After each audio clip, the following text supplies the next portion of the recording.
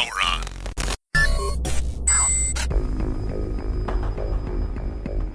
Earth, 2019. Dominant species, human. Galactic potential rating, 0. Cultural affiliation, combination of government and global businesses, corporatism, legacy institution. Species still conservative, superstitious, and religious.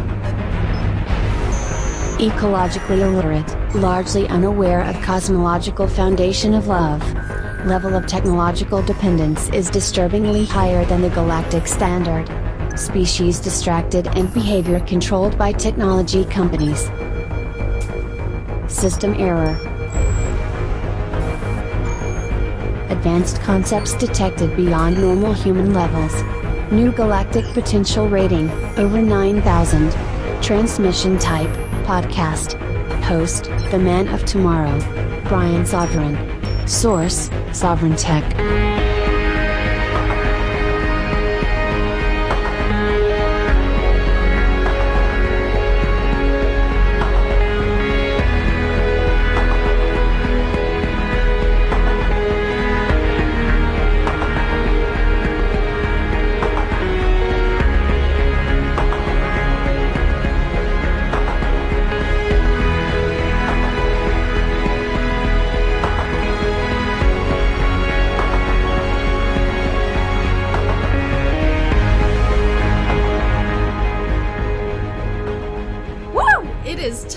Sovryn Tech. Whoa.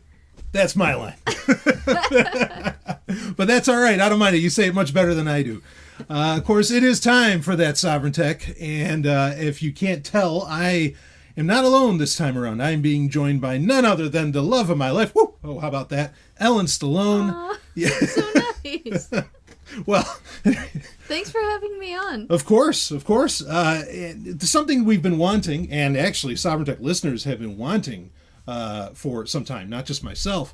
But, you and I, we both have insanely busy schedules, and you, of course, becoming a full-on engineer and scientist. Can I say it that way? Sure, yeah. Yeah. Say it however you want. Sure. I mean, that is, to say it's a full-time commitment, I think is an understatement. Yeah. You are definitely rocking a lot of school, but you happen to have a pocket. I do. Yeah, where you can get in a recording. I mean, you're often here when I'm recording, and you can often be heard. Sometimes you'll jump in on a comment because I'll be talking about a movie that you enjoyed or something like that, or you'll be laughing in the background. I mean, that happens. Yeah, of course. I mean, we are together pretty much all the time. Yes. Whenever I'm home, which I am home a lot, just like working in the background. Yeah. But it's always great to have you on. Always a pleasure. But anyway, we've got a lot of great stuff to get into. Stories that you actually brought up, and that play nicely into things that I've talked about on the Zomia 1 Underground. Of course, if you want to join the Zomia 1 Underground, you go to zomia1.com, ZOMIAONE.com, and you can sign up there and you can get access to it. But, before we get into the stories that we have lined up, and like I said, we have some doozies. In fact, we got one that came in from a listener that I can't wait to talk about. And this actually is relevant to you and I because we've had to do a bit of traveling together lately. And, well, I think we have some personal experience to share on the affair. You had actually, when I told you about it, you had some very funny things to say that I'm sure you're going to end up sharing. I'm excited. I can't wait to talk about this. Yeah. And then, we might, if we have time, we might end off the show talking about a little sex. How about that? Yeah. Yeah, this is all the good stuff. So we got some tech news. We got some science to open up with, and then we'll talk some sex. But before we do any of that, you sent me a story, and this is very interesting. There's a guy who's a physicist out of Lawrence Livermore National Laboratory, George Chaplin, I think his name is. And he's not the only one who's in on this. Now, I mean, we're not going to get into a big conversation around this, but I thought it was so fascinating. And of course, I love it anytime you share a story with me. But he's basically saying black holes are bullshit. I was shocked by this, and he's actually saying no, they're not black holes. They're actually Dunkin' Donuts. And no. Well, first of all, I love that you read things that I send to you and share with you. Yeah. That makes me feel so wonderful that you pay attention to what I share with you. Yeah, and absolutely. take it seriously. But yeah, this story was really fascinating. Essentially, this scientist is saying that black holes are just a theory and not particularly a good one. We don't have any evidence for them. And he's postulating that instead of black holes being like holes, if they were actually a thing, they would form into a torus shape, which is why you said Dunkin' Donuts. Yeah, kind of has a donut hole. A donut shape. A donut That's shape. That's what a torus yeah, is. Yeah. Yeah, but he's saying they're, what, dark energy stars? Yeah, exactly. Like, so basically his theory is that, like, regular matter undergoes a phase shift where it's super dense. It becomes super dense. Just like solid can go to a liquid when it's melting. This matter can turn into this dark energy or dark matter when it's condensing, as in, like, an imploding star. Right. But he thinks it would, like, form this torus shape, and because of that, that's what causes these mass ejections out of the axes.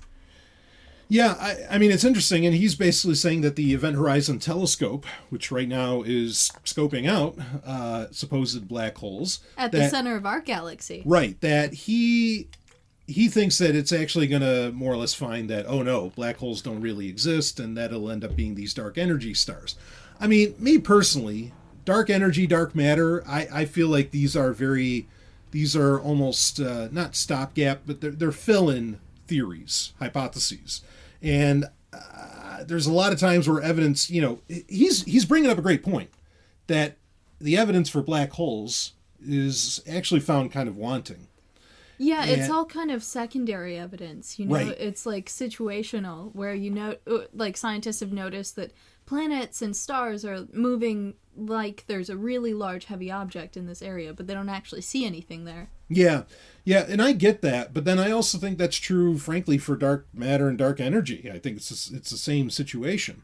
I know when I read the article, and if I think of it, I'll link to it in the show notes. But there are other people who think that Chaplin's onto something with this, but they're more middle of the road, thinking that, okay, yeah, some of these black holes might be these things called dark energy stars, but then there's still black holes. As to where Chaplin's basically saying, no, there's no black holes. Like these aren't. That's not a thing. It's interesting. It's certainly something we'll be keeping an eye on. And I always love reading. I mean, this is science being done right, in my opinion, where, sometimes you just go right down, just get to the absolute basics, and you rethink everything.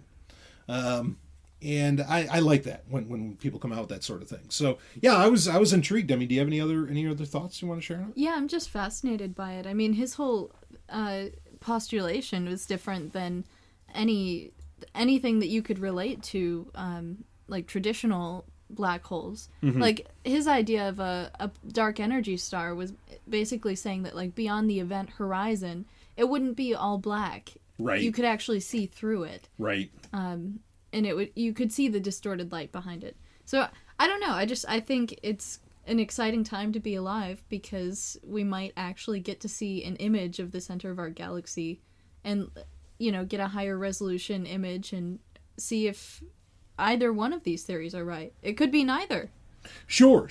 I thought it was absolutely fascinating reading, regardless of what the outcome is. Now, this is important to mention because in April of this year, 2019, of course, there's the very famous story now of what the claim is the first picture, of the event horizon of a black hole, right? It was a Sagittarius A or whatever, the one that's at the center of our galaxy. And I mean, granted, it is a low-res picture. Yeah, you can't see any details in it. Yeah, I'm curious if Chaplin had any kind of response, to this. If he did, it wasn't making any news as far as that goes. But I mean, this is the claim: is that, oh no, this is a black hole. Now, granted, the Event Horizon Telescope's work isn't done, so maybe Chaplin can still end up getting proven right.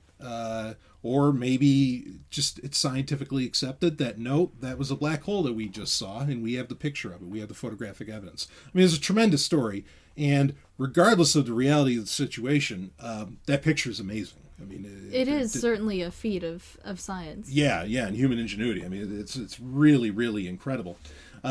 So anyway, we'll see. I mean, maybe it's more the middle of the road thing, where actually some of what we consider to be black holes are are these dark, dark energy stars. So it's important to bring that up. But yeah, I'm curious to see if Chaplin ever had any words on that. Maybe I can look into that a bit and see if he shared anything.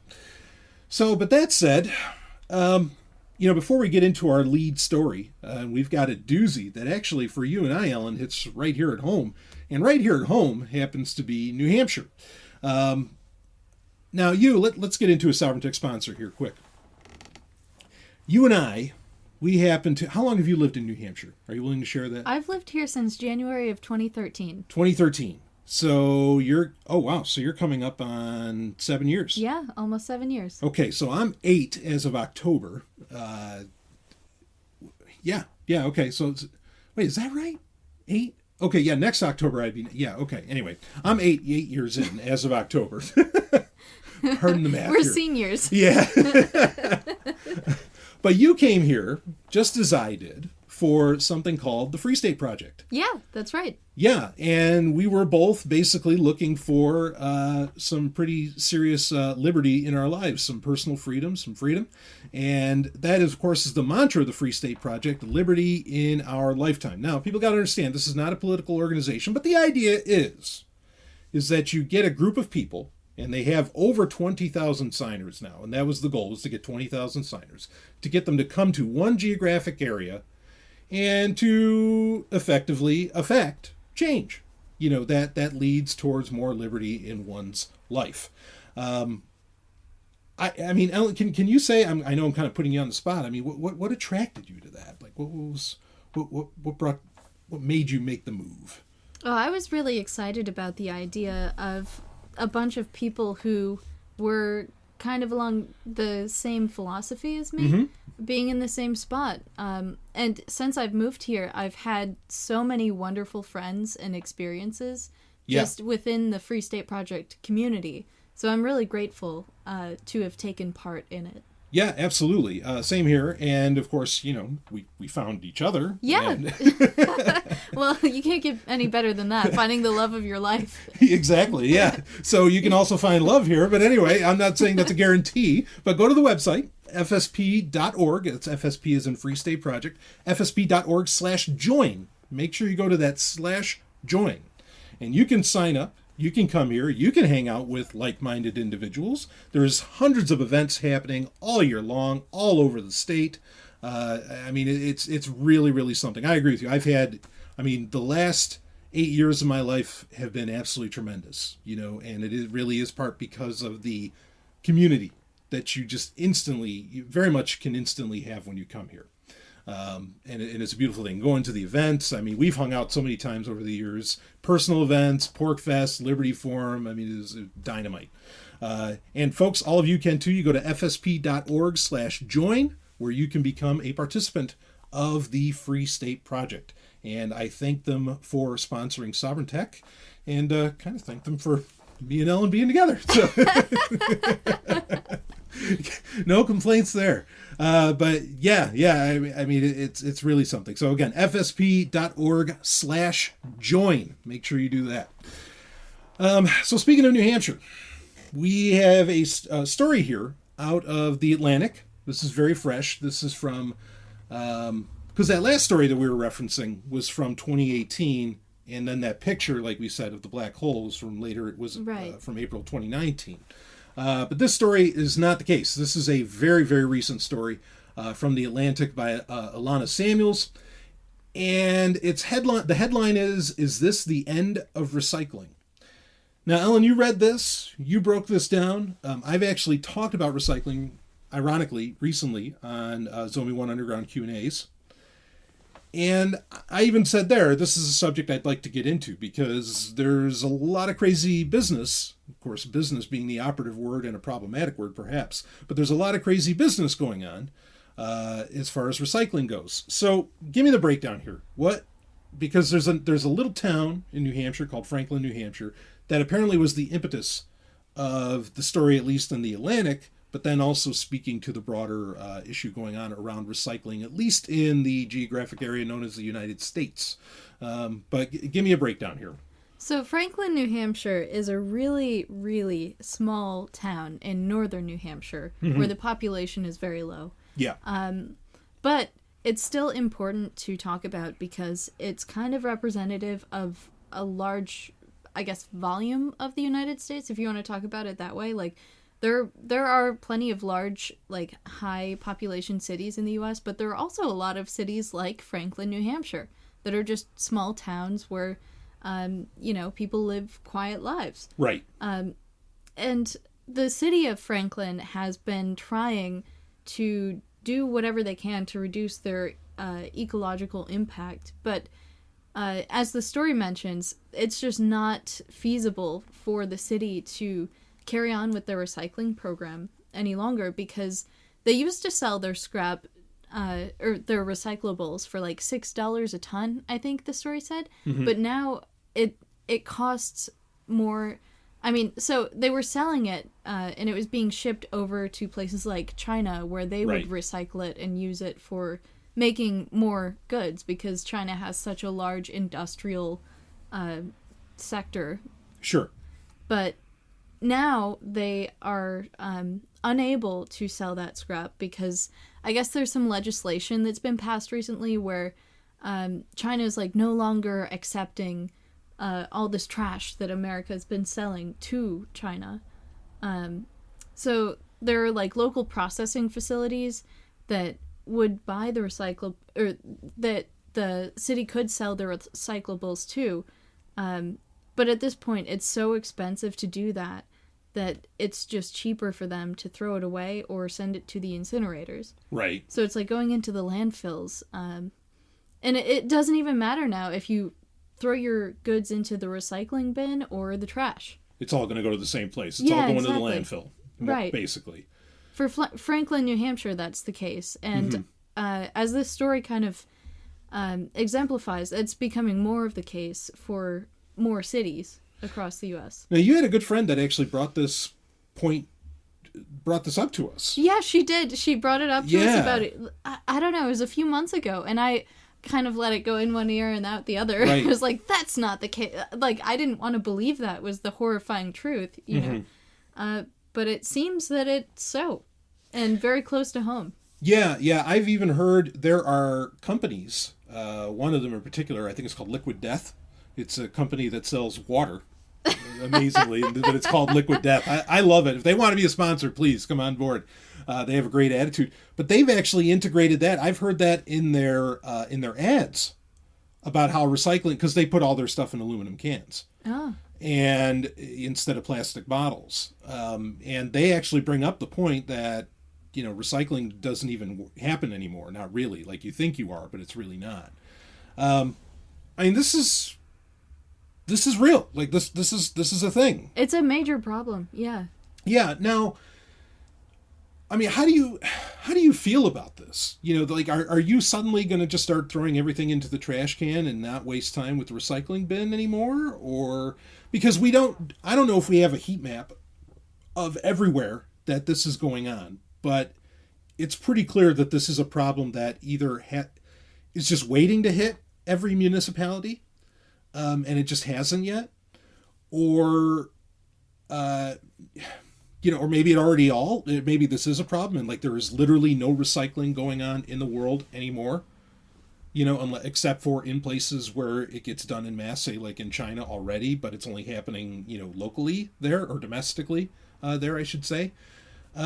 I mean, what do you feel? What's your reaction to this? Well, the way I think about it is I'm going to keep recycling because I don't know whether the city's actually recycling our goods or just throwing it away. But there's always a chance that they might be able to recycle it. Might pick it back up. Yeah, exactly. And I would much rather have some of my trash being turned into new goods again as opposed to just going into a landfill or incinerator. Right. And I know it's not economically feasible for at least some cities. So as a counterpoint in this article, one of the cities that the author writes about is San Francisco. Right. And she's going through this giant recycling facility, and they're telling her, like, the requirements for things to be recycled. So, like, there's some major problems with sorting, because you have to sort out all of the separate plastics. Mm-hmm. You know, there's always a number in the little little triangle. Yeah, like number 2 and up usually can be recycled in a lot of areas. Yeah. That's not always true, but yeah. Those numbers are shorthand for the chemical composition of the plastic, because they can't be mixed together when they're being recycled, so you have to separate them out. Right. And then there's also papers and cans and glass. So that all requires human labor, very expensive. And another thing is, like, when it comes to these goods being recycled, they have to reach a certain level of purity. Like, you can't just throw a... This is why you can't recycle, like, greasy pizza boxes. Right. Because the cardboard is no longer usable after it absorbs that food. Yeah. Like, it's not going to pass the standards of recycling. So, I mean, there are a lot of problems with it, and I think that, you know, it's not affordable for a lot of cities, but I don't think the main concern here should really be about the money. Like, we're going to run out of places to put our trash sooner or later. Yeah. I mean, countries like India, they don't have places to put their trash. It just ends up in the rivers. Yeah, literally. And it's horrifying to see that. To see, like, you know, people are bathing in the same river that everyone's throwing their shit into. Mm-hmm. Can I say shit? Yeah, please, you Okay. can say whatever you want. Say fuck, I don't care. Because it feels like we're all fucked anyway. Yeah. But, well, you know, I mean, you raised some interesting points, and yeah, and that's true, actually, in San Francisco. So I can say there are municipalities that do have, I mean, they're run, they're not, I don't think that they're run independently, as an independent from the government, but where they do have their own recycling facilities that can handle the whole process of what it was all getting shipped off to China for in the first place, where that can get done. But that is a very expensive process. And I guarantee you in San Francisco, that's probably being funded by a lot of the tech giants or a lot of the tech companies in that area. And that is a level of wealth that most municipalities, you know, couldn't even begin to claim. So what I'm saying is that even though San Francisco can locally do it, I bet it runs at a loss. And it basically just makes things look good, you know. Like, it took Apple forever to even get involved in a recycling program, and part of the reason that they never got involved in one is because it wasn't profitable, and it's still not profitable. Just now they feel like they have to you know, to either keep their customer base happy, keep the government happy, or whatever. I mean, it's an expensive proposition, and I think you're right when you say, you know, wait, why is money part of this equation? Because, like, holy shit, we're just trying to have, you know, clean land and clean water, for fuck's sake, you know, yeah. like, which you would argue is the birthright, if there are such things, the birthright of every human being, you know, to appreciate and enjoy the earth in a very clean manner, right?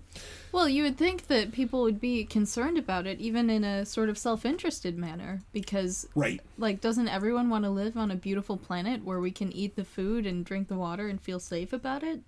Yeah. You would think if there's anything worth running at a loss, it's okay. Let's recycle shit. You know, like let's keep our place clean. Yeah, you know? Let's keep the planet clean.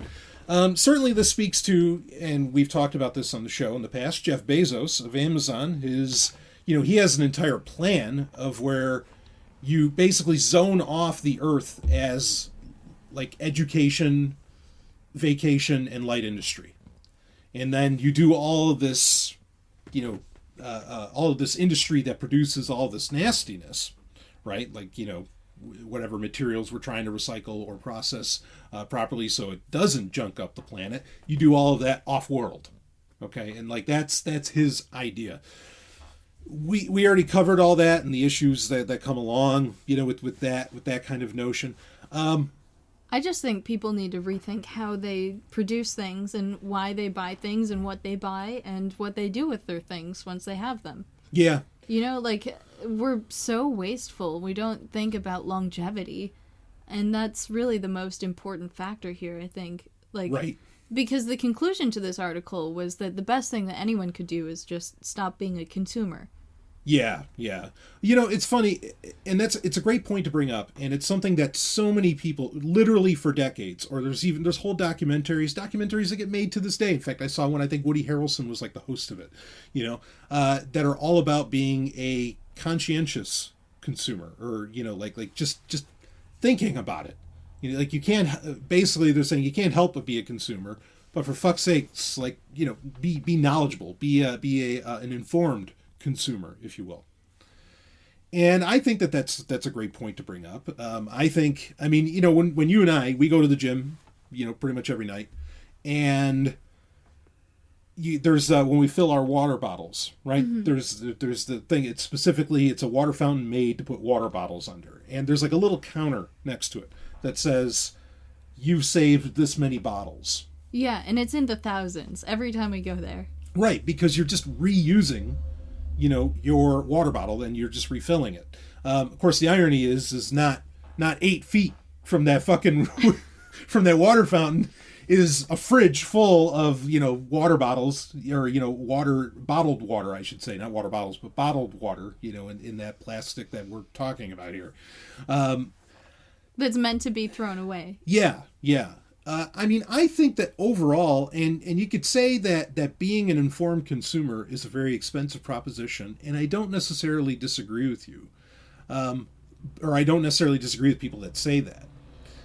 But, yeah, I think there's I miss, I think people forget this, that 100 years ago,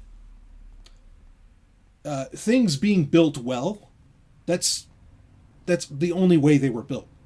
Like that's it. Like everything was fucking artisan. Pretty much handmade. Yeah, even a car. The best materials went into it. Sure, the screws, that held together rolls or whatever car at the time were literally hand strewn. That's how everything. Like I said, everything was artisanal. Everything was designed to more or less last forever. Now, why did that change? Was it to make goods available to more people? To some degree, there's that. But then ultimately, at the end of the day, that comes down to somebody up top, I think, was pretty fucking greedy. Okay? And I really don't like this argument that, people will say, well, isn't it amazing that a poor person today lives as well as a king did 200 years ago. And every time I hear that, I say, I always bring up this example because that's horseshit.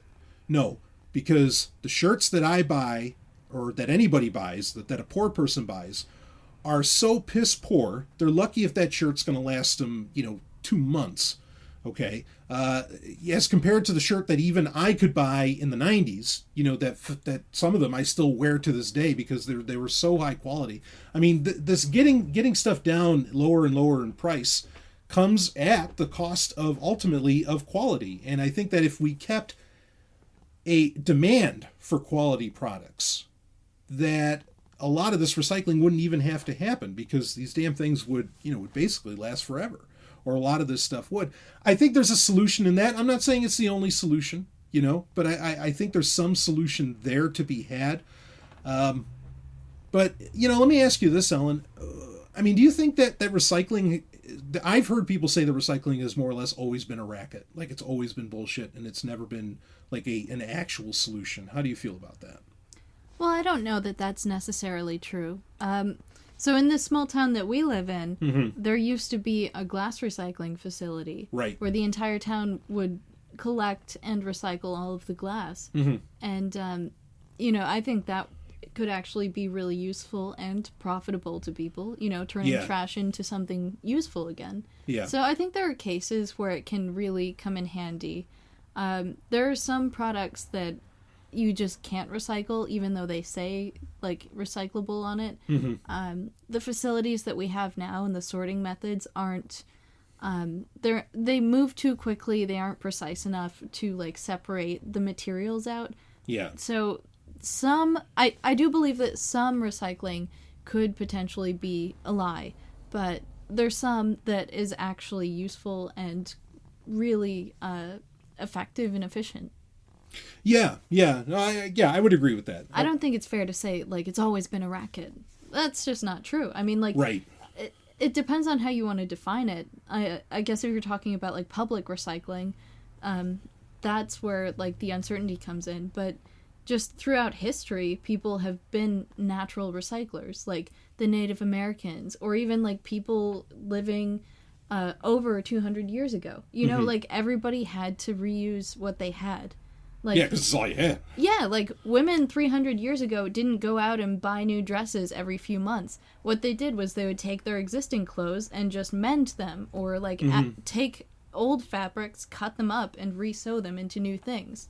Right. Like, there was no mass-produced back then.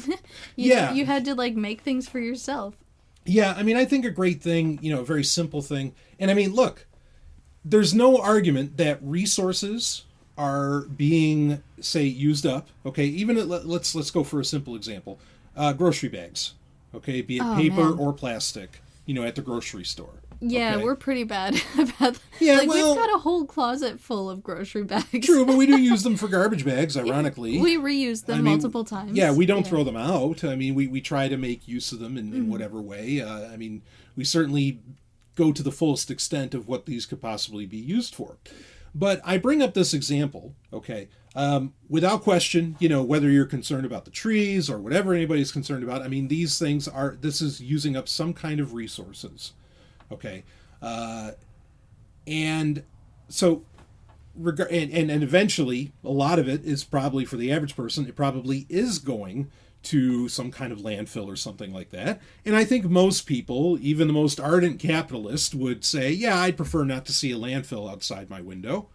Well, good. I hope you feel that way, you know, or you don't want to see one ever. Like, who would? Like, I mean, really, I do wonder about the person who somehow thinks a landfill is a beautiful thing. I really got to wonder about the mentality going on there. Yeah, they're not useful for anything. Like, you can't grow things there. You can't even, like, go turn them into a soccer field or something. No. Because they produce so much methane that you would pass out while you're playing. Right, you can't even turn it into a parking lot. And I know a lot of people would love that for whatever reason, but, you know, I mean, you can't. So, it's a bad thing. Okay, and I think everybody probably agrees with that. Now, where people run into issues is, wait a minute, is the government going to take action against me based upon such and such policy, you know, or such and such concept like recycling and so on? And okay, that's a completely different conversation. The reason I'm bringing this up is that there's things getting produced and it's generally getting one use, like a grocery bag, and then for most people it's getting thrown away. Okay, you know, never to be used again, and it was only used for all of 10 minutes, and who the fuck knows what it took to even make that. Now, there are lots of people who, and I've heard them, and I've been in the lines in grocery stores, and I'm sure there's plenty of articles out there to the point that this is not simple anecdote, and that it's just some vociferous few. Wait, is that the word I'm looking for? It doesn't matter. Just a few people, okay? I think it's a lot, who they complain. They say, why are they pushing us to buy these reusable bags? Why are we, or they feel like they're being shamed into using these reusable bags? What happened to the good old days when we had things in these, you know, 4-ply paper bags, you know, that you couldn't even punch through? Like, those were the good old days when we brought home groceries like that. Of course, then what did people do with those things? They just trashed them, you know, and who knows how many trees it took to fucking make them, you know, or you know, I want to use plastic bags. I want the convenience, blah, blah, blah, blah, blah. Now, they talk about it as if there was this golden time where, you know, everybody just used grocery bags like this. And it's like, wait a minute. Grocery stores are a concept that are lucky to even be a few decades old. Decades, folks, not even a century. Barely a century if so. But also, the idea of, like, back then, basically you did bring your own bags and you did carry home your own stuff. There, you know, this idea of the grocery bag, we're lucky if that's even 30, 40 some odd years old. Okay, you know, maybe 50 if you look on TV, maybe they had it in some places. But bottom line being, to say that somehow that's normal is nonsense. These are ideas that have only been around for a few decades. How can you even begin to say that that's normal? You know, if anything, the normal thing was you having a reusable bag that you used to bring home whatever vegetables or something, because even before grocery stores, people were doing that. So, I mean, we have a lot of people have a very strange mentality around this stuff, and they don't big picture it. So they're thinking small about the problem of recycling anyway. But then it's so clear that they're thinking small because somehow they think that we're all entitled to grocery bags. When again, and that like it's a historical fact that you should be able to use a grocery bag when grocery bags have only existed again for a few decades, if that. And that attitude is a real problem where people accept something as normal that isn't even a blip on the radar of time. Not even the smallest of blips. But it's all they know within their lifetime. Aha. Sure, that's fair. It's all they know within their lifetime. But again, that's that thinking small, and that's not looking towards, well, wait a minute, what are the broader effects of this? And it's sad too, because, I like to think that I'm going to live forever, and I act accordingly. You know what I mean? I actually want a planet to fucking live on if I'm going to live forever, or I want, whatever the case. And yeah, these people are just like, yeah, I'll just shit things while I'm here, and and so what? Because I'll be dead, or I'll have an iron lung when I'm 50, and I don't give a shit. And how sad, how sad. It all does come down to the mentality, and to ignore these problems, to say that, oh, just because there's regulation against them, that's terrible, that somehow you should just forget about it and flout it. That bothers the fuck out of me. Yeah, it really bothers me that the people who are like, the world is my trash can sort of mentality. And there's plenty of those. Yeah, I've seen it. Yeah.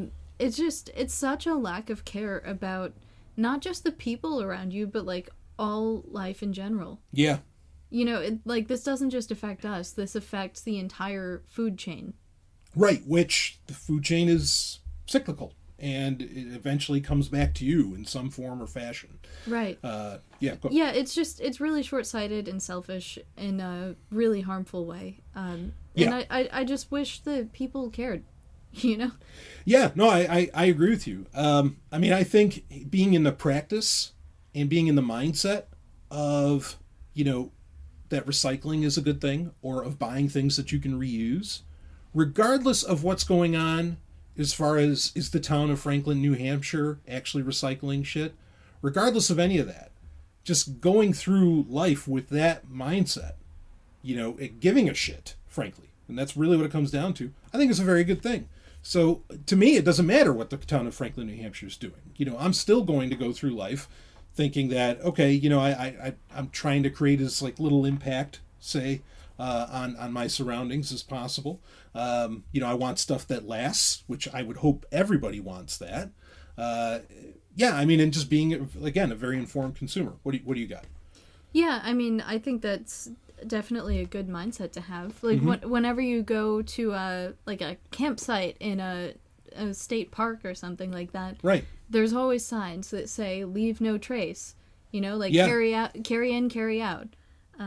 And it's just that whole idea of when you're in a place that's it's got a wonderful natural balance to it, you don't want to disturb that by leaving your trash behind or fucking up the environment in some way. Yeah.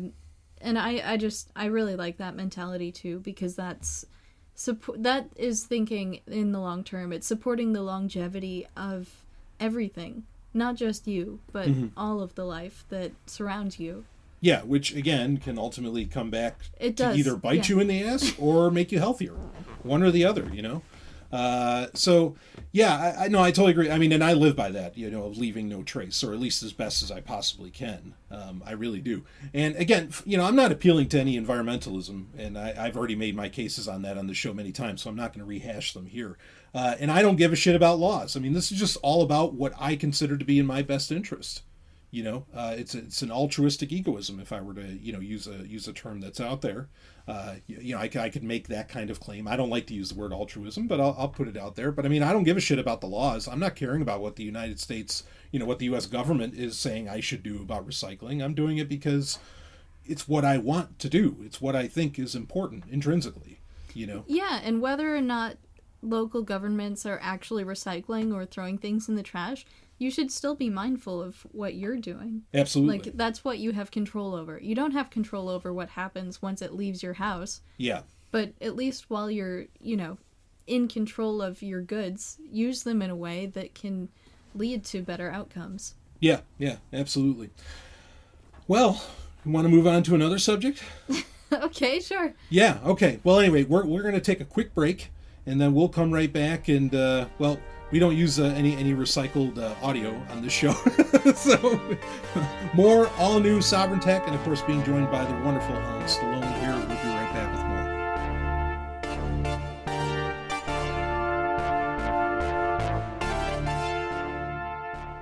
Hey, if you have a project that needs reliable cryptocurrency data, check out blocktap.io. Blocktap.io is a universal cryptocurrency API. You can get historical prices for Bitcoin and other digital assets that you can use to build charts and do market analysis. Blockchain data is also indexed, so you can get transaction statistics, address balances, and more for Bitcoin and other networks. Blocktap.io is free for personal use, and you don't even need to create an account to access the API. To get started, try some of the example queries on the homepage at blocktap.io. Again, that's blocktap.io, blocktap.io, and we thank them for sponsoring Sovryn Tech. Woo! Let's get back to the show.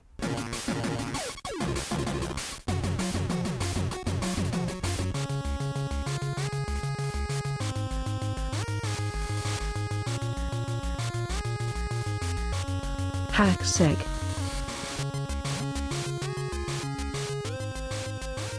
You know, if you want to get your hands on something to last, you know what I think is a great idea? I'll tell you. Before we get into the next story, and Ellen and I are going to have a lot of fun with this one. Got sent in by a great Sovryn Tech listener. We're going to get into this. But something made to last, or that does last, is gold. I mean, that's certainly a big part of its luster. If you want to get your hands on gold, and then something that I think is going to have lasting value outside of a lot of other things within the economy, that would be cryptocurrency. So how about, is there some place you can go? Brian Sovryn, can you please tell me, can I go somewhere to get my hands on gold and cryptocurrency?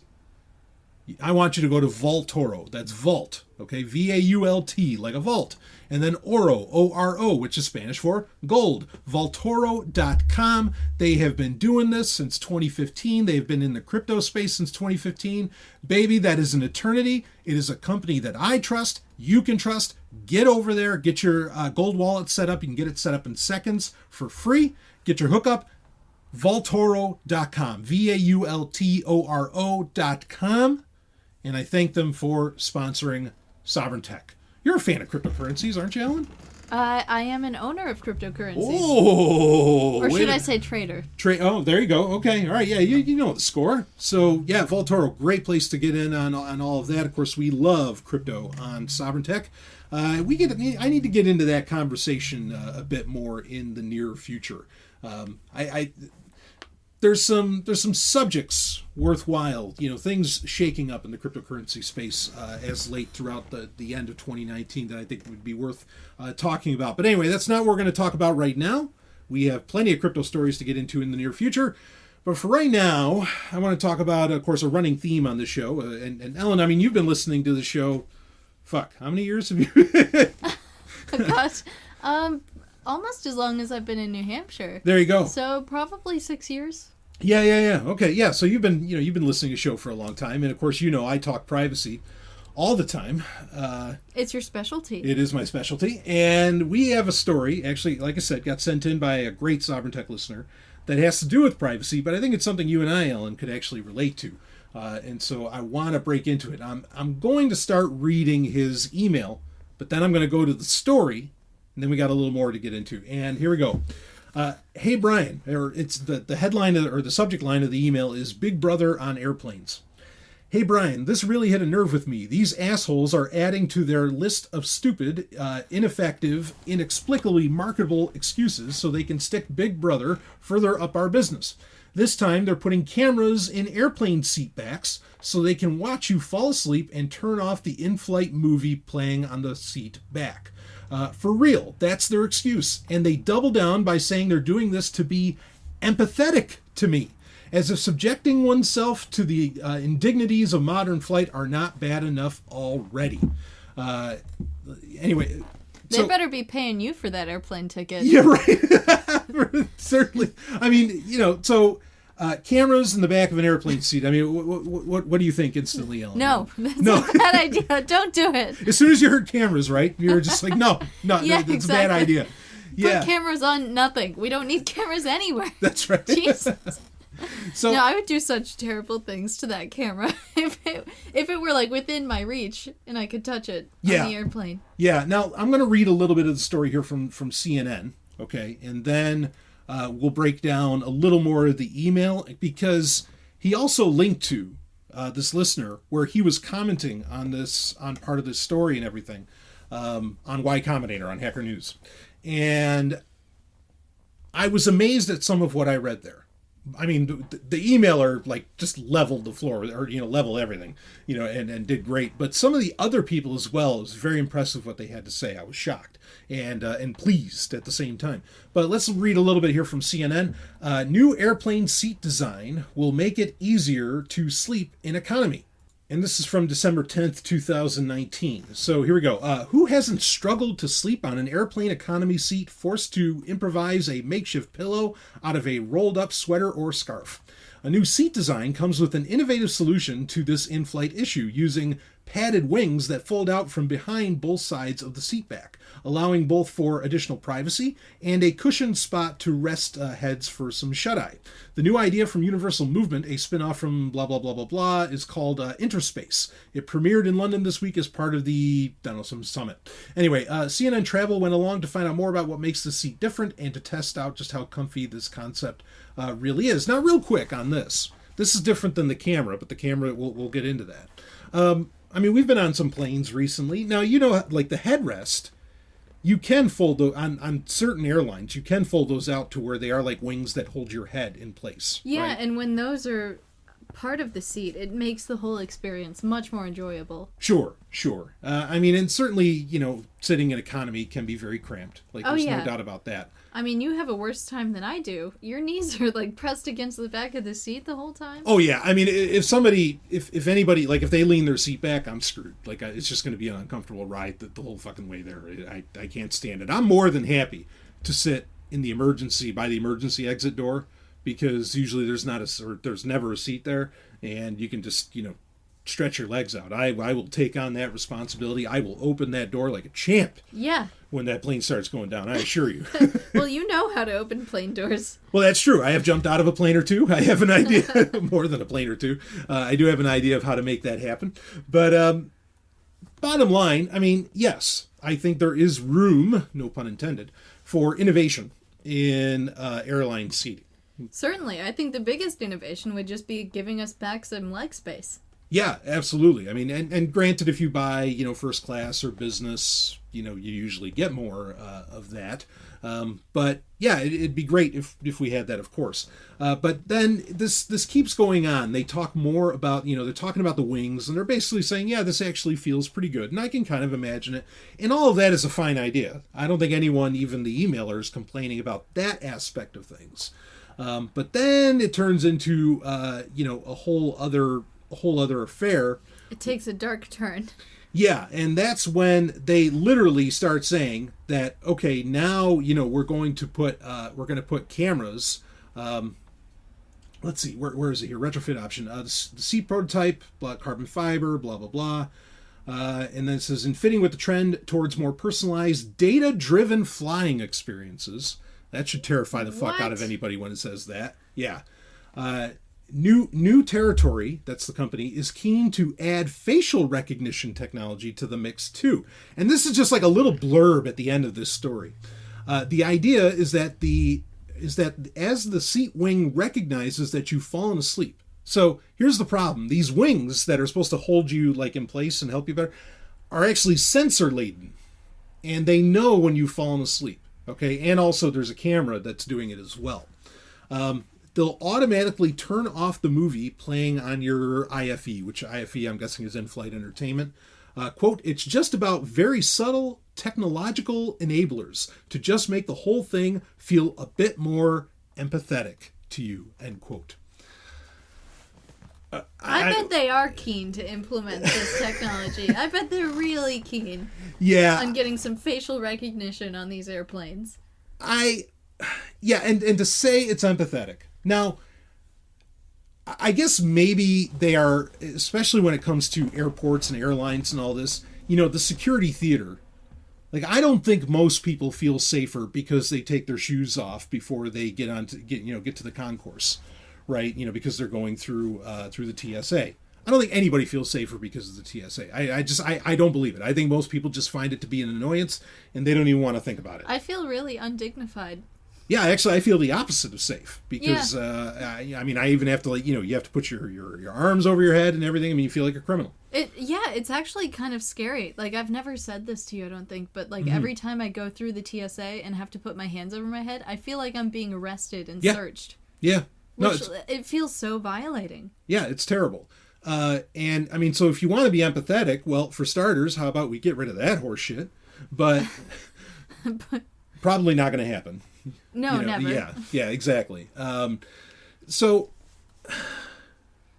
that, the idea, I could admit, you can't really sell people on something being about security, because I could almost believe that they would make an argument that having cameras on every fucking seat in the plane is going to allow, whoever's in flight, or even like the Delta Force operative or whatever that's on board, to see what's going on and to be aware of when, maybe somebody has a bomb on the plane or who the fuck knows what, right? I could get where people, they might make the argument for that, but I don't think that would sit well with people. And I think if they made the argument that way, even if that's ultimately what they were genuinely about, was about like some kind of safety argument, as far as that goes, or security argument, I think people would show how, cameras being all over the place in London. In fact, ironically, this is a London-based affair here and company, but cameras being all over London didn't help shit, and hasn't really done anything for crime, in that city. This is a horrible idea. Clearly, it's data-driven. Clearly, this is about, it certainly is to probably help with facial recognition, because your face makes some very unique shapes often enough when you do sleep. So it would improve those algorithms. So I think that there's a lot of data collection that's going into that to better power further facial recognition systems, which ultimately get used against you in some form or fashion. So there's that problem with facial. But I don't know about you, Ellen. Like, we've watched movies on the plane, certainly. Yeah. That's available on the IFE, on that little tablet that's sitting in front of you. It is interesting to see the flight data, at that point. But I don't know about, and you can tell me what you think, but 9 times out of 10, I don't want that fucking screen in my face. I'm basically opposed to a screen being in my face at any moment in life anyway. I prefer that it's not. I get it that to exist in the system we have, to some degree you have to, but my definition of success is to never have to look at another screen again. But so how do you feel about it? Would you rather that the entire screen itself, say nothing on the camera, wasn't even there? I do appreciate on planes where like the screen shuts off automatically after like 5 minutes if you don't touch it. That's a really great feature. Yeah. Unfortunately, on some planes the screen is just on all the time, and it's a major annoyance. Yeah. I hate it. Like, I wish there was some way that you could turn it off, or like pull a screen down over it or something. Even if they had, some of them do have off switches, but even when they do have off switches, as soon as an announcement has to get made, it gets turned back on and then it stays on. Right. Yeah. So, but keep going. You just wish that they... Yeah, I just wish you had the option to not have that screen if you didn't want it. Yeah. Or at least shut it off. Yeah, or flip it around, maybe. Right. Because it is just a tablet, like, jacked into the back of the seat.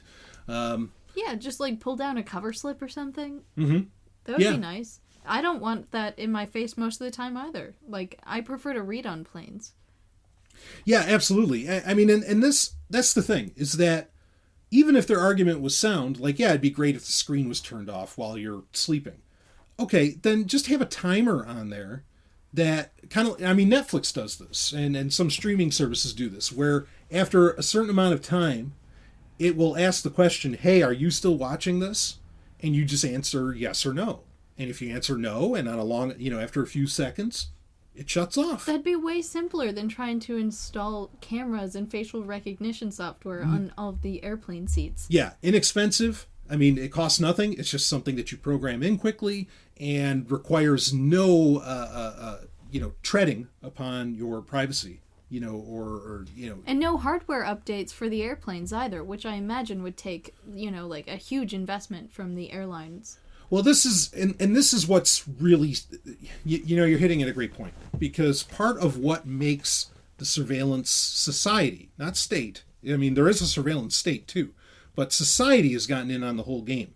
And the reason why I think so many people are tacitly accepting it, and why so many people are like developing like this company is, new technologies or new use cases for it, is just that, because it makes them a buck, or, it creates jobs.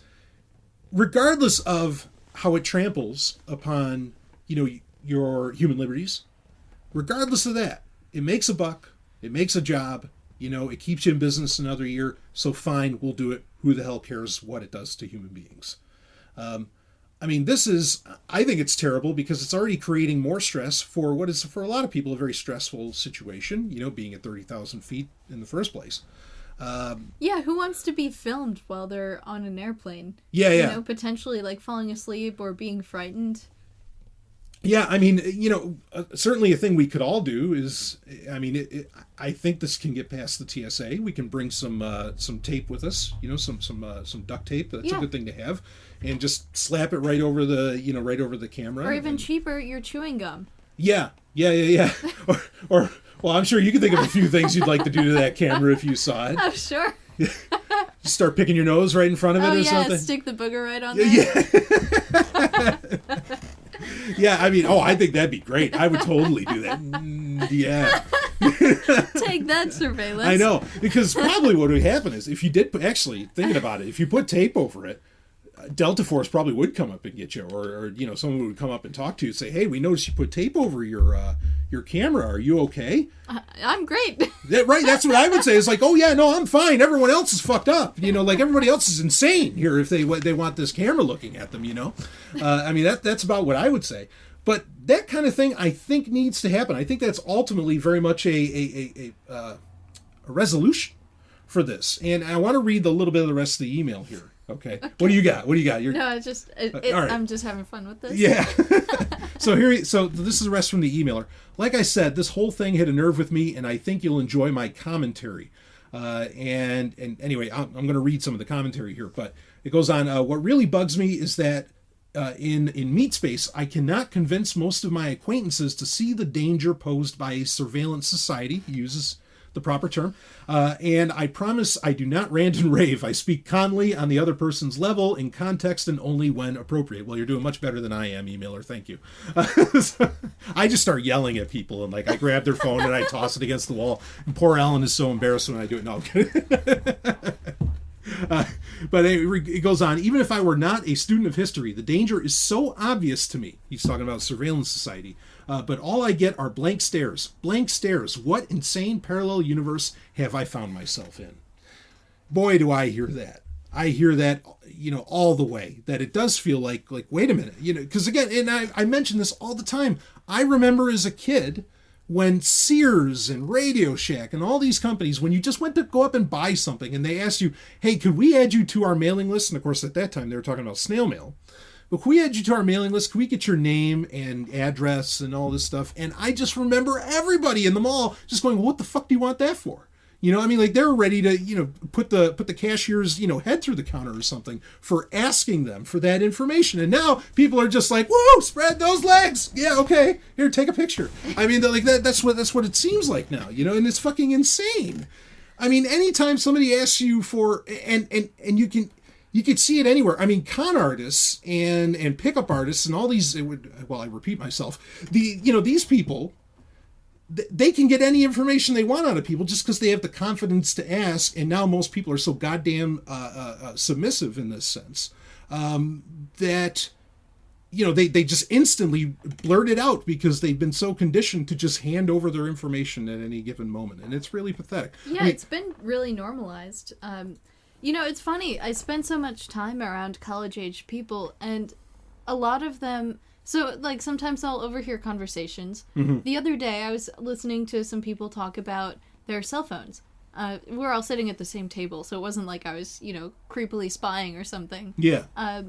But they were actually talking about their cell phones and, like, the newest models and the advantages and disadvantages. And, like, someone said, I like that phone, but it doesn't have the facial recognition software.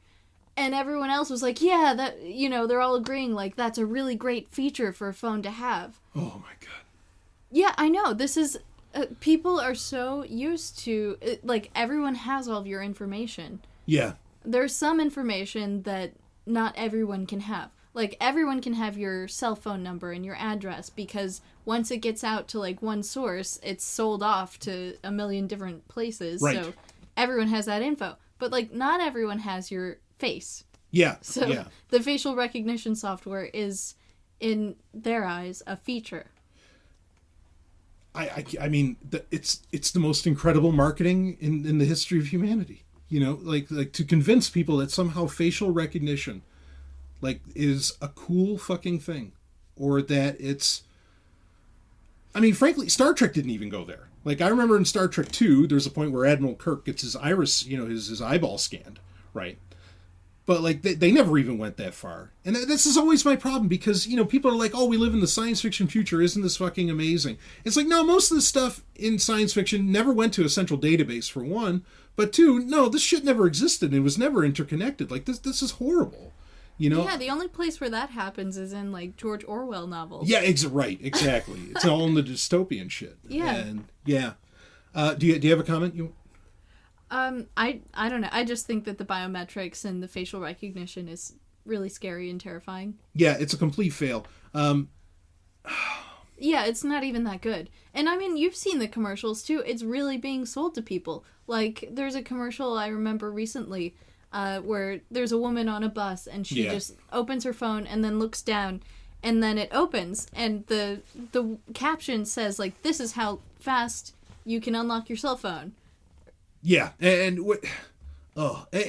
partly, this is what's really, it's strangely insidious, because you have companies like Google, who, now there's things I want to read here and we'll get to them, okay? You have companies like Google who, in newer versions of Android, have the digital well-being, I think it is, or digital wellness or digital well-being app, which is supposed to try and alert you to, hey, you're using your smartphone a little bit too much. But then in the same fucking breath, they're creating the technology that basically makes it frictionless for you to interact with your smartphone. Be it voice assistant technology, facial recognition to unlock it instantly. You don't even have to type in your password anymore. I mean, these are... And look, biometrics across the board is a horrible idea. It is a failed concept ethically as well as technologically. And it is. Okay? And we've covered it so many times. I'm not going to do so again. Not right now, anyway.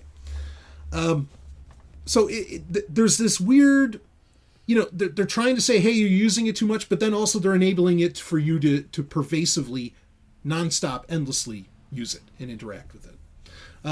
Now, that started where this emailer was having a conversation at Y Combinator, okay, or, Hacker News. And basically a person says this, and this is important to get into, because this actually speaks to something I was talking about when we were talking about health and Alexa. How Alexa is basically being used by Britain's NHS to be a doctor. I mean, that's what's happening with it. And I had said in that, I was like, look, I get it. There are people who are never going to touch a smartphone or a computer, but they could talk to Alexa and it'll play music for them and do these things.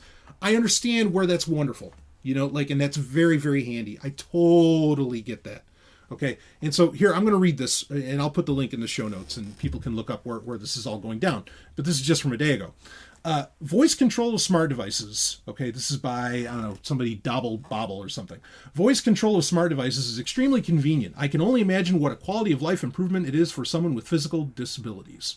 Now, the emailer, the listener to Sovryn Tech, responded to that with, right, convenient for some, and I empathize with that use case. But why must we all be subjected to Big Brother's unblinking, creepy as fuck stare? And why must all the data enabling the convenience be ripped away from my exclusive control and sent back to some centralized store? And he's hitting at, in my opinion, the fact that as useful as any of this might be, that is not why they are implementing it. They are not Amazon is not, I mean, I don't even think it's, I'm sure maybe it's in some of their marketing material, but if Amazon was really about helping the disabled, okay, they would have Alexa be a thing and they would advertise it with retirement homes or something along those lines, you know? But that's not what they're doing. It's advertised for everybody, okay? It's not just about that. But I get it that, yes, in those use cases, it can be very handy. So anyway, let's see. Here's a comment in response to the emailer. Getting a Google Home isn't mandatory, at least not yet. I personally use mine exclusively as an alarm clock. What do you say to that? Why would you have why not just get an alarm clock? Right. Why get something that's listening to you all the time? Yeah, I mean, you did this. You have... I have a digital alarm clock. Just straightforward, straight alarm clock. Nothing special. Yeah, no exactly. Yeah, exactly. I mean, hopefully there's no microphone in there. Right. Yeah. I can't talk to mine. Sure. Let's see. So the person goes on, I have a tendency to wake up several times, blah, blah, blah. Set an alarm. It's probably an anxiety thing. So I cast around my room for my glasses or press my face. Anyway, he talks about where he makes some kind of use to it. And anyway, someone else says, don't buy Alexa. I agree with you regards to facial recognition, but expanding your views to optional smart home tech seems fairly vindictive. And so then the emailer responds to this, because this is the argument that people are having, is they're saying, you don't have to buy this stuff if you don't want to, which is a fallacy. And anyway, he says that I want to read this. There's one line I want to get to from one other person that we'll get to here. He says, obviously, I'll avoid purchasing optional smart devices that send my data everywhere outside of my control. The problem is mass acceptance of ubiquitous surveillance and those promoting and pushing it. Boy, my audience is so fucking brilliant. Yeah. I guess that means I will have to do my best to avoid visiting anyone who happens to have an Alexa or whatever hiding somewhere. Even Google's device chief, Rick Osterloh, says people using his product should warn guests that their conversations are being recorded. To his credit, he even does so. And we talked about that about 4 or 5 episodes ago on Sovryn Tech. We went over that story. Osterloh hits on the truly insidious thing about microphones. They never indicate when they are listening and sending your data out of your control. Camera LEDs also certainly cannot be trusted, but I digress. To be clear again, I have full empathy for anyone needing the conveniences this technology promises. I have zero empathy for the companies, quote-unquote officials, and quote-unquote authorities who claim that they must exfiltrate my data so that it can be used for adding convenience or security or safety or whatever. It is unnecessary. Smart, creative engineers have proven they can do pretty amazing things with data processed locally with no exfiltration required. Let them do their job and let my personal data stay under my exclusive control. Woo! That's what I'm talking about. But I'm going to keep reading here. I used to attribute this to laziness to incompetence, but the advertising industry has proven over and over and over for decades that they are openly and unrepentantly hostile to users. They are malicious. I cannot and will never again trust them. Now, he's raising a great point here. At the end of that, especially. Everything he says, I completely agree with. He's raising a great point here at the end. And this is where Sovryn Tech has always come in. We take on the marketing. When marketing tells you X, we tell you, no, they mean Y. And we tell you Y. What's going on there. And that's always been the strength. And the advertisers are a real problem. And they are straight up, yes, they are malicious and they are lying to people. No doubt about that, in my opinion. But now, I want to read a little bit more. Let's see. There's someone who goes on about I don't want to go to people's houses that have it. And one guy says this is really great. He says, I have and do. This is not my emailer. Okay, I'd expect this from a Sovryn Tech listener. This is from somebody else, and that's why I want to highlight this. I have and do decline to attend events, dinners, parties at homes where people refuse to depower their devices. Many were taken aback and took it as a cue to examine their own stance. You start by having a spine and follow through with action while explaining your stance in a thoughtful way. The change starts with us. Woo, there it is. Yeah. There it is. That's awesome. And to fucking have somebody else saying that, finally, is so wonderful. That's priceless. To have somebody say it, it's like, no. You go to the house and this is the thing, like Rick Osterloh said. Now, I mean, are we not going to get in airplanes anymore? Well, there's plenty of people who refuse to get on airplanes. I mean, but that's kind of an argument for another time. I think that there are ways to fuck with the technology, kind of like you and I were talking about, Ellen, to really mess with that. But in these instances where the surveillance society, well, first off, it's not optional, right? Because this is the thing. Why, if you can't even go to a party, you have to decline to go to a party. You cannot just decline the device. You have to decline to not be in a social situation. That does not necessarily feel optional to me. But it's not only that. All of these technologies, and we have proven it, and Google has basically admitted it, that Google Home ultimately only works the way they want it to work if everybody's using it. And they mean literally everybody. Also, we're recording here.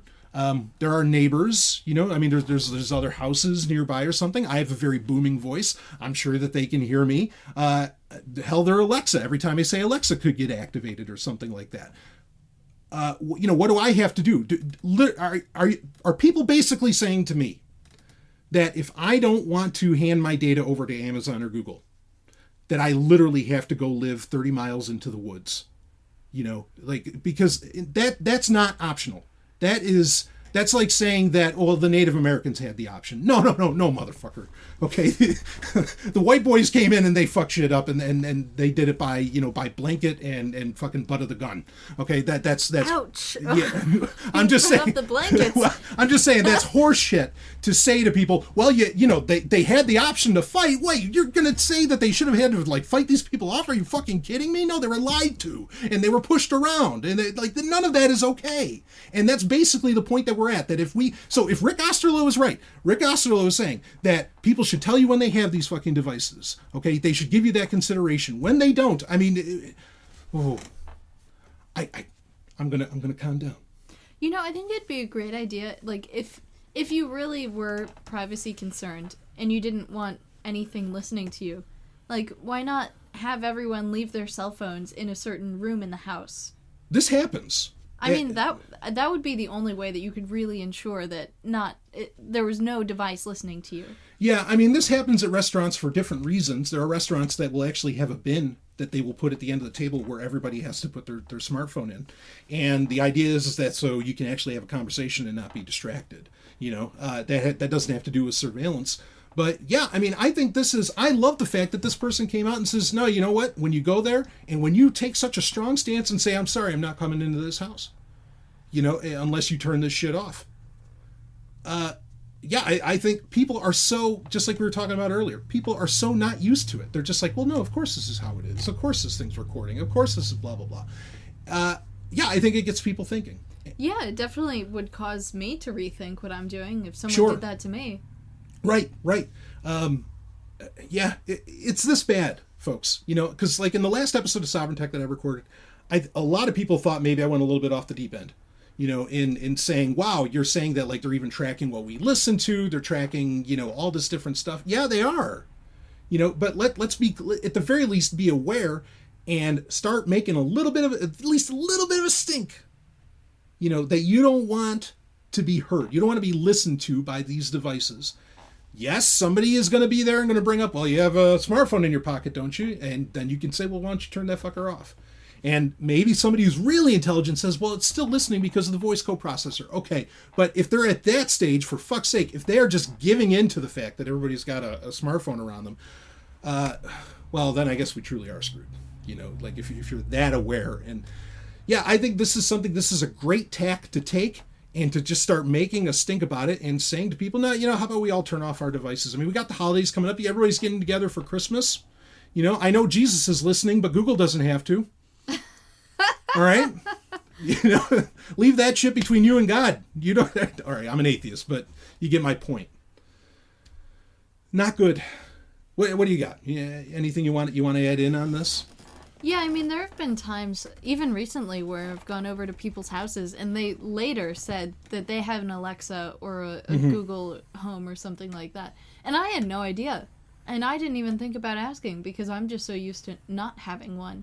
But it's, for me, I have to get used to the fact that the rest of the world accepts this technology. Yeah.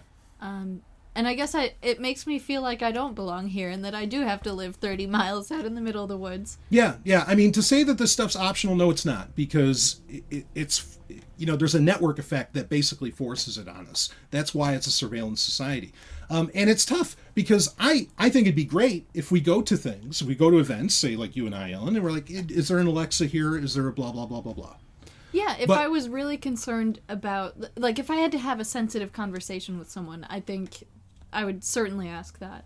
Yeah. Well, I mean, for example, I've had conversations with you, and before I even finished a sentence, I tossed my smartphone into a microwave. Yeah. That's true. I've seen you do it. We've done that, okay? There have been times where we've been out in the middle of nowhere and the cell phones are turned off and they're put in a backpack, thrown, 40 feet away from wherever we are. Yeah, and we'll have conversations that we just wouldn't have anywhere else. That's the level that we're at. But it's hard because even if we wanted to go to a house and say to somebody, do you have an Alexa here? You don't just ask for an Alexa. You ask, do you also have a Fire TV? Or do you have an Amazon Basics microwave? Because those fucking things have Alexa in them. You know? Are you kidding me? No. The microwaves. Yeah, Amazon's selling all kinds of appliances that have Alexa built right into them, and will respond to you. You have to we'd have to walk. This is the problem. We'd have to walk around with these grocery lists of devices that we'd have to ask. Do you have any of these in this household, sir? And. And this is a problem, I mean, because, and most people probably, they don't even know. It's because, and then they think, oh yeah, well, my kid has a Fire Stick. I forgot about that. And then you're like, oh, God damn it. But this is how bad it is. And nobody, it was so slow. I know frogs don't actually boil like this, but for the popular example, it's the frog boiling, and it just never realized that it was getting cooked. And that's exactly what has happened. And, now I'll never forget, it was at the D4 conference. Bill Gates, Steve Jobs are on the stage. Walt Mossberg is there interviewing them. And Bill Gates is talking about there being a screen everywhere. And Walt Mossberg says, is it okay if there isn't a screen in the bathroom? Is that all right, Bill? I mean, he was serious, saying, is that all right if there's one place where this shit isn't? And, ironically. Yeah, and I'm glad Walt Mossberg did that, but I don't know. I don't think there is going to be a place where the camera isn't there. I mean, the camera's already there because everybody's carrying the fucking smartphone into it, and not keeping it in their pants. Not good. Yeah, smartphones and laptops, and now it's televisions. I mean, it's going to be everywhere. I mean, it already is. Yeah, but I don't think we don't have to give up. I think that if we make a stink about it, it really, I do think that some change can happen. Well, we can certainly draw boundaries within our own lives, in our homes. Right. Like you were saying, what we can control. Yeah. Yeah. But when you're out in public, I mean, you just have to assume that you're always being watched or recorded in some way. Yeah.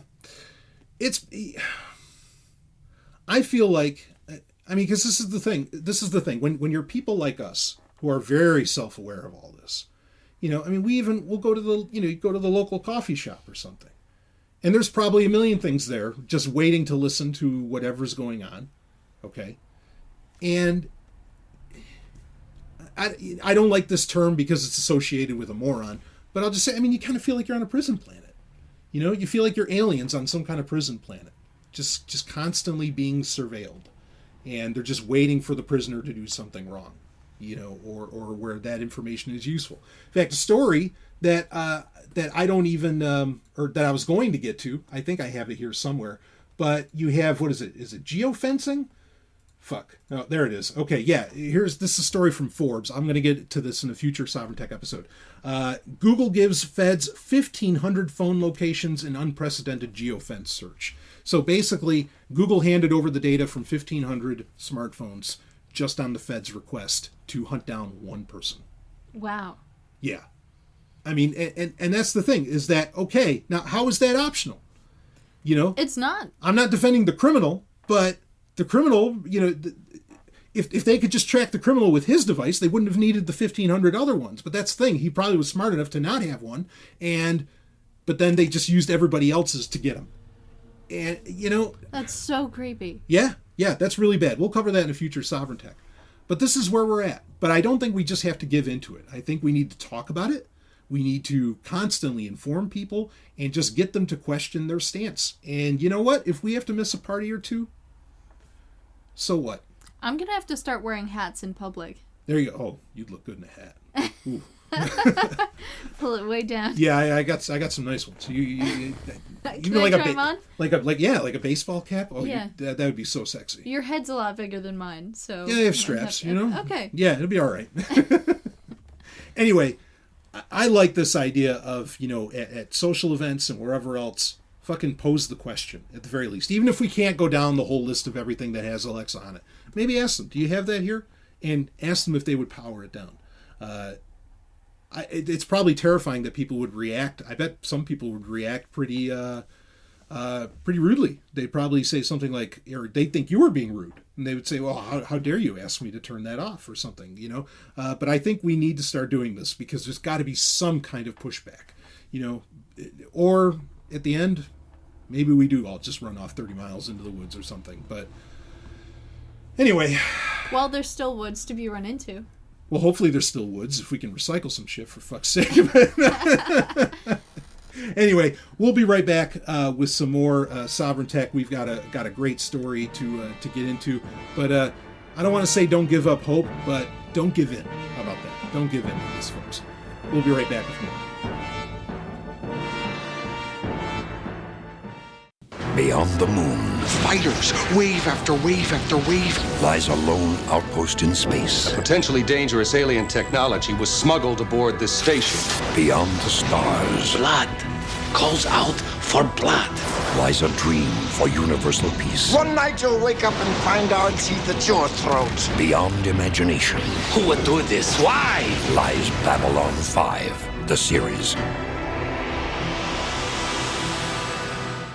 Babylon 5 is available for download on your favorite torrent site. See it now to experience the greatest show in television history. Babylon 5.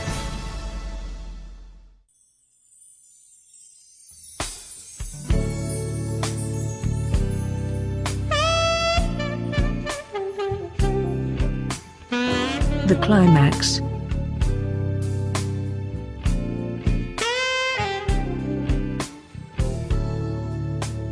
And we are back with some more Sovryn Tech. It is time for the Climax, where we get to talk about anything, and we're actually going to talk about climaxing here, of all things. We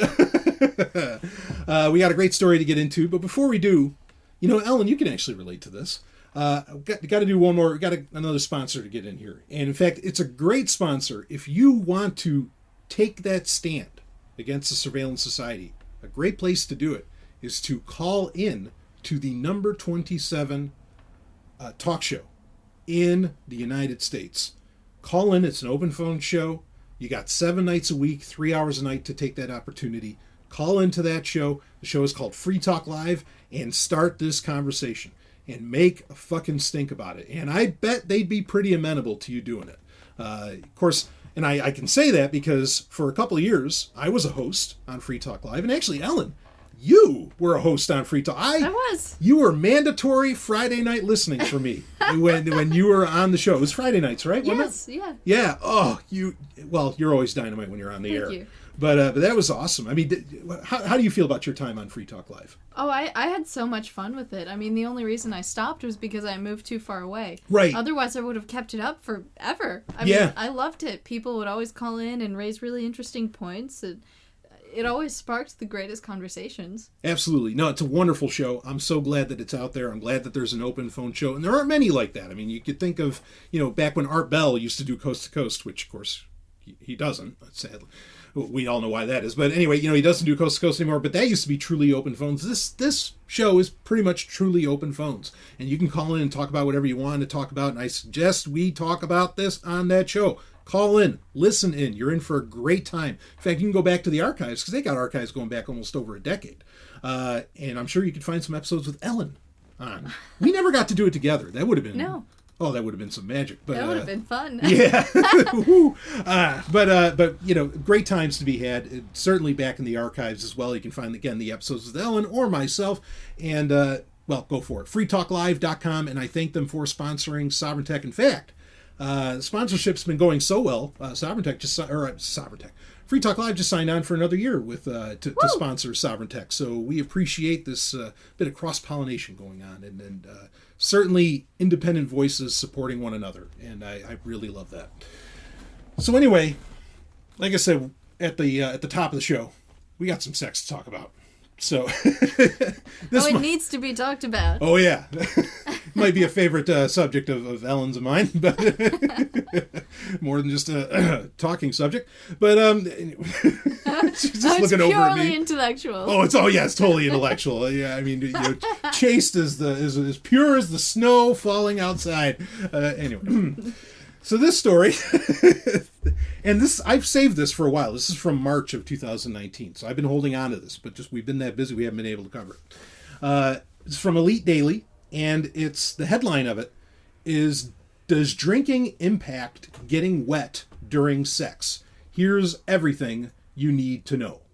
So Ellen, I mean, let's just ask it right up front. I mean, the headline is asking this question: does drinking impact getting wet during sex? Yes or no? Yes. Yes. Do you say to the positive or negative? Emphatically, yes, in the positive. In the positive? Yeah. Really? This is very interesting. You don't drink. No, I don't drink any longer. But I used to, and I used to have sex when I drank. Sometimes. Well, let's read. Let's see what this article has to say about that, and then Okay. let's break it down. So here we go. If you've ever seen a cheesy college movie from the 80s, you've probably witnessed some version of the universe, read alcohol, hindering a drunk frat boy's ability to perform. That's discussed less, but is certainly not less important in any way. What is discussed less is how alcohol impacts the vagina during sex. So, does drinking impact getting wet during sex for those with vaginas as well? Or to be cross, is whiskey dick a thing for people who don't have penises? It's funny, there's no female version of that. Not a term that I can think of. No, I mean, this is all just like male-centric. Vodka vagina? Huh. That's a good one. That's not bad? Not bad? That's not bad. This is why, I mean, let me be clear here. And I've said this over the years on the show. I mean, anything that interferes with the performance of my dick, like I don't go near it. I don't smoke. I don't, stoner boner, not interested. Whiskey dick, not a chance. I mean, like that is my hard line. And I appreciate that. Woo! I'll say, if you don't mind me being a little bold, you do seem to appreciate it. Because, I mean, that's the thing. Like, if sex can be, this is always the argument for me, if sex can be better, if there's like anything you can do where it is better, is it worth it? I would argue, yes, as long as it can be, emphatically better. But anyway, let's, because that's what some people say. It's like, well, sex is still great, even if, I am drunk or whatever. Yeah, but it can be better, and wouldn't you want that? Or you can perform better for the gal or whoever, and wouldn't you want that? Well, of course, when you ask that question, then you kind of get met with some jeers, and maybe cheers from the ladies section. But, the guys are like, oh, well, do I have to perform better? I mean, she's getting my dick. Isn't that enough? Like, aren't I blessing her with my, impressive cock or something? Jesus. Guys think that, or a lot of guys think that way. I mean, yeah, I know. Like, it's so special that this guy wants to give me his cock, even though there's like 40 other guys in line behind it. Yeah. Oh, God. It drives me nuts. Anyway. Let's keep reading with the story here. So, to unpack the effects of alcohol when it comes to getting wet, it's important to start with a refresh on what actually happens to a vagina during arousal. Quote, in general, vaginal moisture is a function of arousal. So, if a person is aroused, there is more pelvic blood flow, leading to more lubrication, end quote, Dr. Mary Jane Minkin, blah, blah, blah, blah, blah, said. Quote, vaginas getting moist is basically the equivalent of erection with penile blood flow, end quote. Similar to penile erection, vaginal moisture occurs due to increased blood flow, and while getting wet often comes with sexy feelings, the two aren't always linked. Quote, it's a myth that if you're not wet, you're not excited. I'm glad that they brought that up. Whoa, refresh. I mean, this is like first-time education for some people. Yes. Unfortunately. Yeah, unfortunately, you're totally right. It would be great if men could like pay more attention to their partner's, physiology. Yeah, I mean, and somewhat in their defense, is that even medical professionals have not, and we've brought this up many times in the show as well, have not done the proper yeoman's work on studying female sexuality and, as far as biology and more, up until really very recently. So there wasn't even a great resource of information for men to go to, but there's certainly more than what most men know. I mean, it would be great if they could even like ask about it. Like, hey, do you get wet when you're turned on? Yeah. I mean, today there's no excuse, and I've brought this up many times as well. That like, look, guys, at the very least, go fucking watch a 5-minute YouTube video. And there's tons of them that tell you how to be, or how to make a woman feel better. Maybe how to get her wet. I mean, some of those are kind of crazy, but you get my point. It's very easy to learn how to be good at sex today, and it is largely learnable. I mean, so we got the peanut gallery around the microphone here. Anyway, we can read on with more of the story here. Of course, reading on, getting wet also affects the crown jewel of the vagina, the clitoris, or clitoris. Should I say clitoris or clitoris? Either one is proper. Either one's proper? Okay, good. Quote, when a person with a vulva is aroused, blood flows flows to their clitoris and vulva, and both begin to swell. This causes the vagina to lubricate. End quote. The human clitoris holds 8,000 nerve endings. That's double the nerve endings in a penis, which connect to around 15,000 other nerves throughout the pelvis. And while vaginal, cervical, and G-spot orgasms are a thing, for some people, most orgasms happen from clitoral stimulation, so blood flow to the clit is, well, it. Ellen, would you like to comment on that? Yeah, I mean, that sounds fairly true based on my own experience. Sure. Okay. But I'm really glad that this article is addressing that there are different kinds of orgasm, because that's certainly a reality too. Yeah. There's not just one kind for women.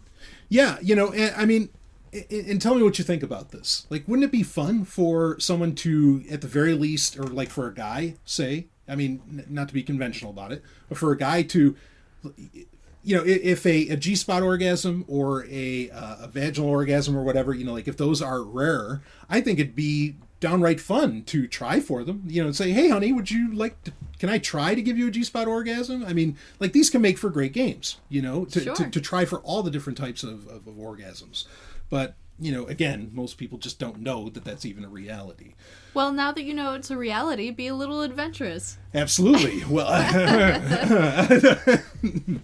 reading on, Dr. Sherry Ross, women's health expert and author of Sheology, also stresses the importance of being mentally aroused in order to get wet and ultimately orgasm. Yes. Yeah.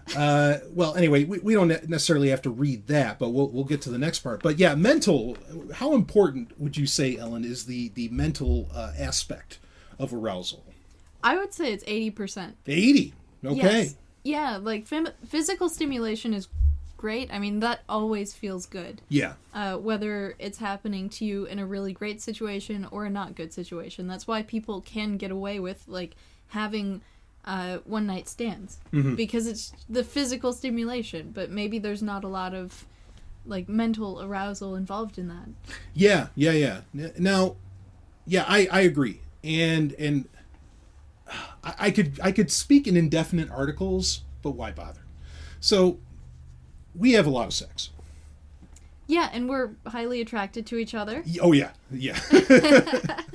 but I mean, we have a lot, and on the orders of, usually multiple times a day. And anyway, if you want me to edit anything, I'll edit it.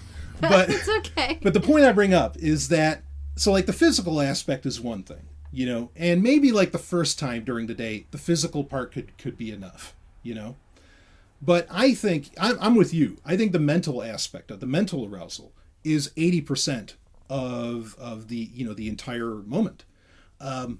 You could just say something that, no matter what the physical situation that's going on, you could say something that creates a mental spark, of arousal that will just instantly put me over the edge, right?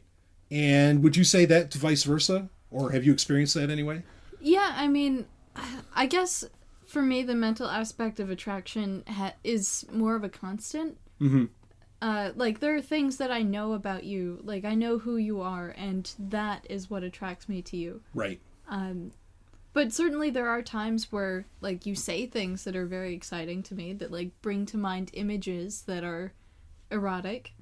Yeah, that could, put me over the edge. Yeah, exactly. Yeah, that's it. So mental arousal is really, a major part of it, and can effectively make or break whether or not there's an orgasm. I mean, I really think that can be the case. It's not always true, but it's often enough true, right? Yeah, and I mean, just for counterpoint, there have been times, I'm sure everybody's experienced, where in a sexual situation, someone says something that totally kills the mood. Yeah. Yeah, that right. happens. That can go both ways. Exactly. No, you're totally right. That's a great point to bring up. Yeah, that's how powerful the mental aspect is, because it can instantly shut it down. You know, yeah, well said, well said. All right, we'll want to keep rocking with the article here a bit? Yeah. So here we go. While having a few drinks on a date or when talking to a new cutie at a party may appear to calm you down, the alcohol may actually make it harder for you to get aroused, physically and emotionally. If you've had a few drinks and you're struggling to get aroused, it may be time to slow down a bit. Quote, "It is so important that any sexual activity is done with consent and authentic intention," end quote. Quote, "If you are feeling the need to loosen up, think about why that is," end quote. So this is getting into, wow. What do you have to say about that? I mean, that's a really important and kind of like heavy-hitting thing for this article to address. Yeah. It's like, think about why you're having those drinks. Why is it that you need to loosen up? I mean, I could keep going on this topic. I was just really impressed that it mentioned that, because that requires a lot of like self-reflection in order to understand that, and even to like feel comfortable enough or feel like you can be yourself around other people without needing alcohol. Yeah. I mean, this is a big one even for me, that I don't, and it's not for me as a man, it's for me out of concern to women. In that, like, when are you, because mentality is such a major part of arousal. When does, like, when you're drinking, mind's cloudy, the whole thing. When does consent go out the door? Like, when are you technically no longer able to consent? Yes or no? And I don't have a good answer for that, and I've never heard a good answer for that, and I don't even know where to go with that. So I mean, that's really heavy, but I don't know, I don't know where to go with that, and I don't expect you to know, but I always feel like that's a very real problem, Yeah, I mean, that is a difficult topic, but I think there's certainly a difference between like having a few drinks and being way too drunk, like where you can't articulate yourself, you can't stand up straight. Yeah. I mean, that's like very clearly you want to, if you are wanting to have sex with a person who's that drunk, maybe wait for a different time. Yeah. Like if they're like having a hard time staying conscious or controlling themselves, that's not a good situation to be in. Sure. I mean, I would say that with absolute certainty. Yeah, right on. Well, want to keep going? Yeah, outside of the mentality? Sure. So here goes. Although it may feel impossible not to have a drink or two on a first date, it is paramount that sexual activity come with consent and authenticity. If you feel like you need to loosen up before getting on with someone, it may mean that you're not totally comfortable with them yet, or you're not super in the mood to get it on, both of which are perfectly okay. Whatever the case may be, you never need to engage in sexual activity that you don't entirely want to, especially if you're starting to not feel super aroused. Quote, "Many people think of alcohol as a great way to loosen up if they're feeling nervous before a sexual encounter, but it can actually produce an opposite effect. Alcohol can inhibit the natural process of lubrication as alcohol dehydrates," end quote. How do you feel about that? Or what do you think about that? I don't know. This is like going counter to my experience, so I'm just curious to hear what else the article has to say. Okay, we'll keep going, and then we'll get like an overall over. That's why I wanted you on to talk about this, because I was curious if it matched, your experience. I mean, I know for men, it's almost universal. I don't want to say that it is like maybe a few drinks doesn't affect people as much as like drinking more than, just like a buzzed amount would give you. Sure. But I know for men that alcohol is much more negative. It has a more negative effect on their sexual arousal. Across the board, yeah. Yeah. But I don't know if that's true for women. I mean, is not for me. So. Okay, well, let's keep reading. Though some may call healthy drinking a social lubricant when it comes to getting it on after drinking, you may be in need of some personal lubricants. Quote, some bodies don't naturally lubricate. Using lube just makes movements like penetrative sex more fluid, easy, and comfortable for you to experience the most pleasure possible, end quote. That's true all the time, though. Right, drinks or not, right? Yeah. Yeah, okay. I mean, some people just don't lubricate, whether you're drinking or not. Sure. Well, going on, if you're feeling a little sheepish about buying lube, it's emphasized how universal the tool can be. Quote, lube can be used by all types of people, solo or with partners, and in all stages of the sexual life cycle. Be it as an extra cushion between skin, an erotic accessory to enhance arousal sensations, or just for fun. If you're wondering what kind of lubes are right for you, anyway, but we don't have to read that. But let's go on. If you're struggling to get wet before having sex, especially after drinking, there are many different methods you can try. Now, they break down some of these methods, but they're saying from decreased blood flow, making it harder to get wet, to hindering your mental and emotional ability to connect, drinking can make it harder to get aroused and ultimately to orgasm. But remember, it's completely natural to not get monsoon season wet every time you're getting it on. Using lube or incorporating some direct clitoral stimulation with toys or fingers can be a great way to maximize your OMG moments, especially after having a few drinks. You deserve to be having great sex, and understanding what's best for your body can make all the difference in the bedroom. I will certainly stand by that last statement as well. Yeah. You deserve to have great sex, absolutely. So, so they're being negative. They're saying that, okay, it can be a mental issue, and that also it dehydrates. And so you might not be able to get wet. Like literally, you might not be able to physically not be able to get wet. But you're saying you have somewhat of an opposite experience. So what do you got? Yeah, I mean, at least from my experience, like, I understand what they're saying, that alcohol dehydrates you, and that is certainly true, but if you're that dehydrated after drinking, then you're not doing it the right way. Right. Like, you're supposed to be drinking a glass of water for every serving of alcohol that you have in order to stay hydrated, which is a good idea if you are choosing to drink so that you don't have a terrible hangover the next day. Yeah. Or at least so you can continue maintaining your consciousness. Yeah. You know? Like, if you're just drinking alcohol all night, you're going to crash and burn pretty quickly. Right. So mixing in some water is always a good idea. But yeah, at least in my experience, like, and there have been studies that show alcohol does get, like, the feel-good hormones going. Aha. At least for the first few drinks. So even though you might not be wet, it might actually feel better in some other physical response. Or mentally, you know? Or mentally, okay. Like an endorphin rush of some kind. Okay. Exactly. Yeah, If you're only having, like, 1 or 2 drinks, that could potentially enhance the pleasure. I mean, it has for me. I don't want to, like, make universal sweeping statements. assumptions, yeah.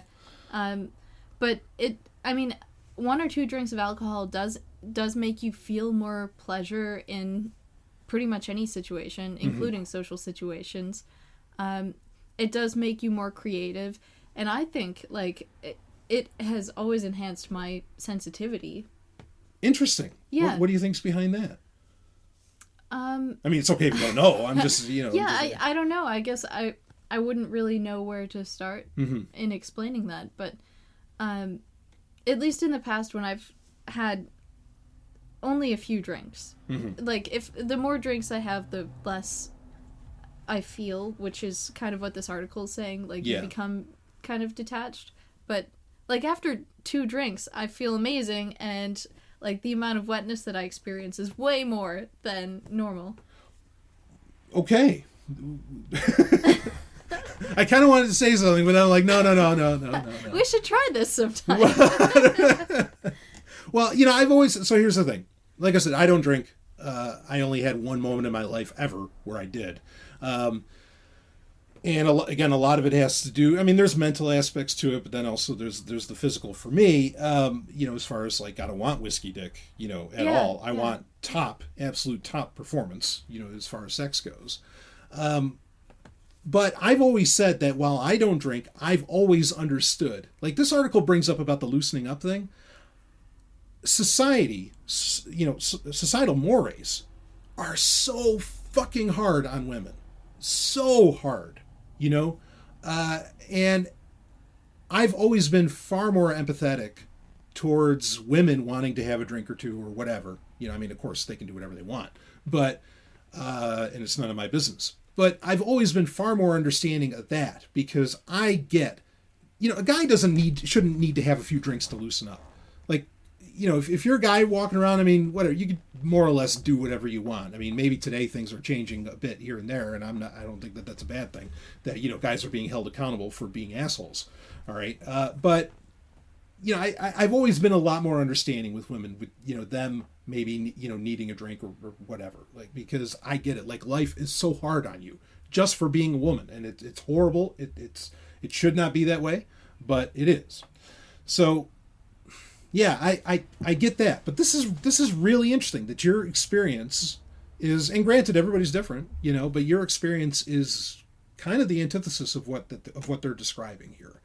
And I think that they're wording it in such a way that these are possibilities, right? I mean, everybody can handle their liquor in different ways, as far as mentally and physically. Not everybody has the same response, you know, to certain stimuli, you know, that you ingest or whatever. So, yeah, I any other thoughts on this? Yeah, I mean, I think the proximity of time to, like, when you began drinking also makes a huge difference. So, like, if your alcohol level is still rising, you'll probably have a better time than if you've already, like, peaked and your alcohol level is starting to decrease. Like, your kidneys are doing all the filtering, and right. Yeah, that's when it becomes a lot more difficult to enjoy the experience. Sure. But yeah, I mean, maybe I'm just an outlier, you know? Maybe this isn't a universal thing that this article is talking about. Well, I mean, and again, I can edit this if you want. I mean, I'll try and be as broad as I can. I mean, you are somebody who has very unique responses. Or not unique, but responses I am not used to physically. Well, thank you. I'm trying to be gentle here. I mean, you are genuinely, I think, you know, somewhat of a, or not, I'll say a rarity. I mean, of course you're a rarity in so many ways, but that's not what we're talking about here. Thanks. But, fuck, I don't know how to say it. Just that you are in somewhat of a minority in certain ways, I think, when it comes, when it comes to coming. Yeah, sexually. So we'll put it that way. And so I wonder if your experience is different. And that speaks to something like, in that case, I'm actually really glad that we covered this article, because we didn't call bullshit on it, but we said, you know, this isn't the only truth. This isn't the only way. This isn't, you know, the only way that people experience sex and alcohol. Right. Mm-hmm. And I think that's very important to get out there. I mean, one of the major fallacies in medical research is that, you know, it doesn't seem to always account for the fact that we're each individuals, you know, and that we all have different reactions. I mean, I can kind of speak to it personally. When I was a kid, no doctor believed that my body temperature was a standard of 94.6. And I had to take let's just say it, I had to take a thermometer up the ass for them to finally believe it. Okay. and it's like, no, I'm telling you, my body temperature is 94 degrees. Okay. I know it's low, but that's how it is, you know, but they don't want to believe it. They refuse to believe it. And so, you know, this wide prescription of people's experience, you know, medically, you know, or in the case here, you know, with sex and alcohol, you got to be careful with those. You know, that's not necessarily always true. And there are people who experience them differently, like yourself. Yeah, and I imagine there's also a certain agenda out there trying to discourage women from drinking alcohol in, like, dating scenarios or public scenarios. Sure. And having sex afterwards, because that so often leads to unhappy results, you know? Yeah. I mean, and it's definitely, I mean, I'm all about, you know, kind of, I don't want to say stigmatizing, but I'm all about denormalizing alcohol in romantic situations, because I do think, just mentally, to say nothing of, you know, whiskey dick or dehydration of the, you know, of the vulva, whatever, you know, whatever it is. I mean, like kind of like I raised earlier, I have concerns, that people aren't making exactly the best choices. I mean, I'm still not convinced that the first time you ever saw me that you didn't have some kind of beer goggles on because I've got a face for radio, folks. I am not an attractive man. Oh, I disagree. But, I'm not drunk right now. I'm totally sober. And I've been sober every time we've been together, and I have very vivid memories of all of those times. I just keep coming back. Yeah, well, you make some pretty bold claims about me, but anyway. I love you. Well, I mean, that's one of the reasons that I don't want to drink, is that I want to have those clear memories. Yeah. Well, that becomes a thing, too. Like, isn't it great to be able to remember what you did the night before? Yeah, and to have total control over how you're behaving. Yeah, absolutely. I mean, I get it, because certainly I've heard of, other things that I could ingest that can make sex better, or that either for man or woman or whatever.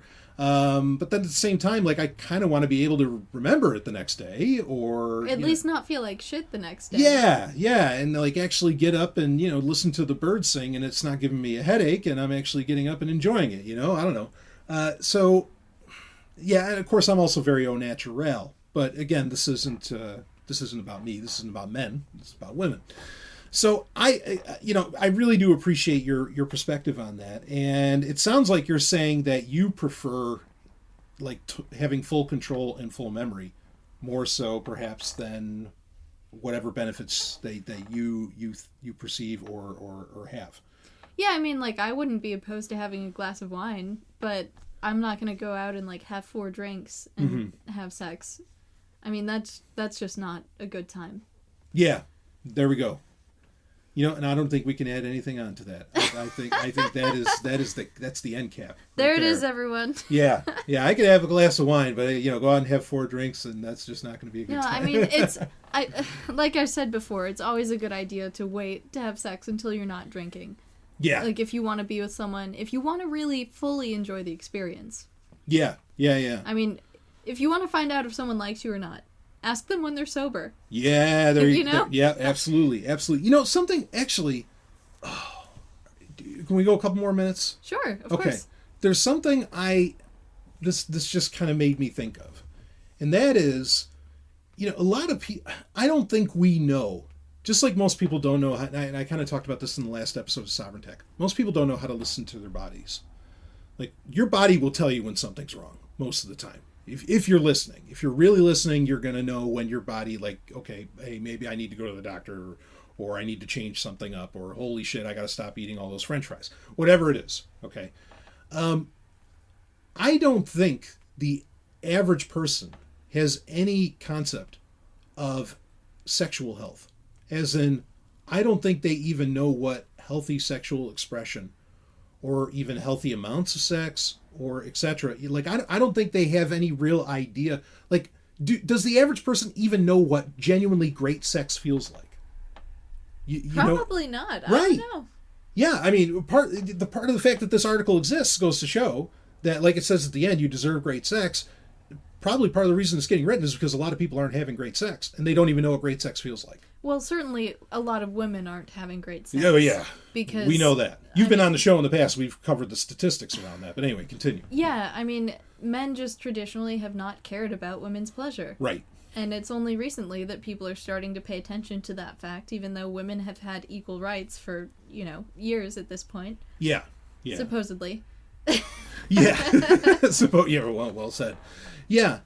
So, yeah, I mean, I guess that's what's coming to mind for me is that do people even know how to compare, like great sex and then what led to that, whether or not it was alcohol, some other drug or something like that? Do they even know without it what actual great sex feels like? Like, I mean, do we have, and part of the problem is a lot of that can be subjective, right? I mean, the ways people like sex are as different as, rays from the sun. You know how I know that I'm having the greatest sex that I've ever had in my life? Okay. How do you know? Okay, so, like, years ago... You're saying right now? Yes, yeah. Okay, right you're now. having the greatest sex of your life right now. Right now. All right, I love it. Yeah. All right, keep going. This is great. So, years ago, when I was a drinker, I would also do other substances, like ecstasy, for example. And that I thought was the best feeling that I could ever experience. And it was always something I looked forward to. Like, every time I could get my hands on MDMA, I was like, I would plan out like Right. an entire 24 hours around it. Right. Because it was that important to me. Yeah. To feel that much pleasure. But now that I'm with you and we're having such wonderful sex, like, I have no need for anything like that in my life anymore. I like it. I don't even consider it. I don't give it a second thought. I have nothing to add to that. I thank you. I guess that's about all I can say. Is thank you. Well, there it is. I mean, I guess that kind of proves my point. Or is to my point is that most people don't even know, and they think they need these aids. Not AIDS, not capital letter AIDS. Sorry, right. They need these assistants for great sex when maybe that's not necessary at all. But they don't know, or whoever's involved doesn't know how to deliver, or whatever the case may be. Well, I think also it's really difficult to achieve that level of great sex because you have to have like a really healthy relationship with someone to get there. Because you have to be able to like entrust them with the things that you like that are like really personal. Yeah, this is a big part of that mental arousal that I was talking about. Yeah. You've got to have that. And this is why I think a lot of the, the flings, the one-night stands, a lot of the stuff. And I know people listening to me over the years, even though it's been a little while since I've kind of talked about sex and stuff on the show, I think they think that, that I'm just like, or that in the past anyway, that I've just had the, okay, all right. I have had crazy flings in the past. But I think they think Not that... recent past. No, we're talking a long time ago. Yeah. When you were a young stallion. Yes, when I was a young golden stallion. When I was a little stallion. Anyway. No. But I think people think like that I still, do all this kind of shit or whatever. And it's like, no. And part of that is that great sex, because I also, and this is important for me to say to you, I'm also having the greatest sex I've ever had in my life. Like just straight up. No, that is a fact of life. That's so special. Well, I'll say it's special, but it is a fact. Okay. And so much of that though comes from, it is that mental arousal because we do have the trust where we have, in many ways, like almost a no judgment, aura. And we can share and we can say to each other, even what I call the deep darks, And so because you get to explore those, or at the very least, you don't have to hide them. You don't have to be afraid of sharing them. Yes, right. The fear is gone. Whether I share them or not, the fear is gone. And that just takes everything to a whole other level as far as sexual experience and feeling. And because you don't have to be afraid. You've eliminated the fears in sex. And it's incredible because I know I can say basically anything. Or do anything. Yeah, to you or with you. With you. With me. But that's the other thing. How many people ever get that? And it's no wonder that they want to loosen up because they're too afraid. And maybe that's why drinking is so associated with sex for so many people, because there is that fear, and to really have anything remotely like great sex, they have to eliminate that fear somehow, and so maybe they just drink it down.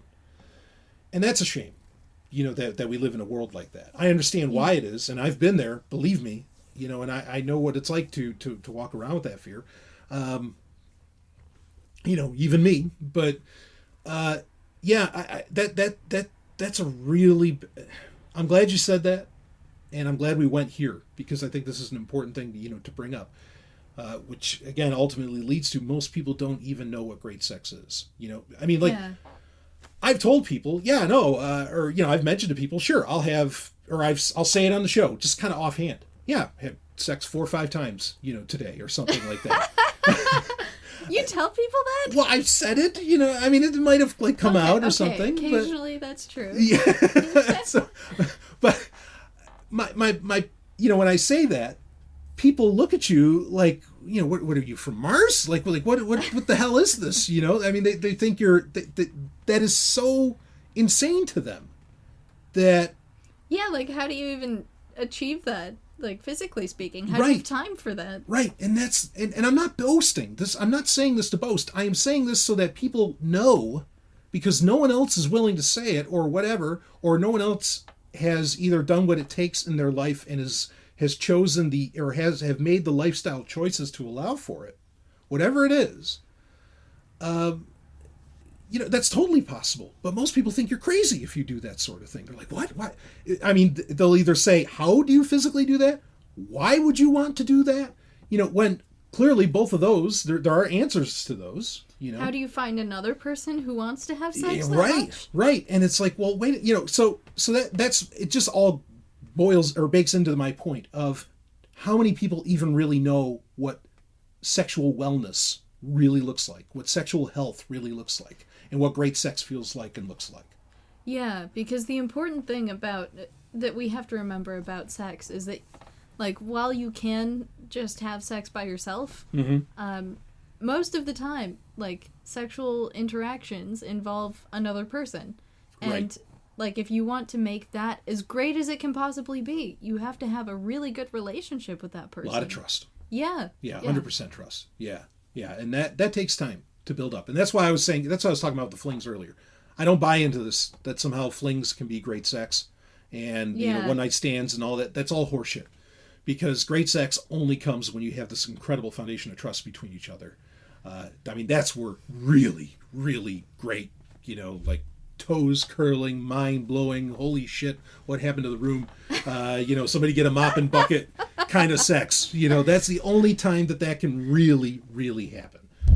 I just lost the earpiece. You're getting a little hot and bothered. Getting a little hot and bothered here. I know what's going to happen after this show. No. But that's what it takes. And that's hard, and that takes time. You know, I mean, that really, really does take time to develop that, and you're not going to get it by meeting somebody at a bar. I guarantee you that. You know, and you can maybe, yeah, I don't know.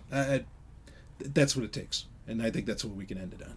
But do you have anything you want to add in? I think that's a beautiful way to end it. I agree.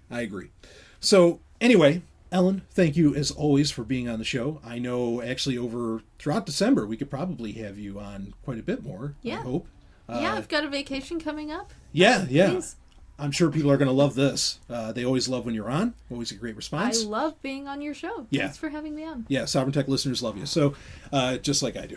But anyway, well, maybe not like I do, but you better Well, not. you do have the best listeners. Woo, that I do. They have great taste. Yes, brilliant folk. And we proved it in this episode again. Feel free, of course, always to email stories or anything you want to talk about to bbs@sovereigntech.com. Always happy to take all of that.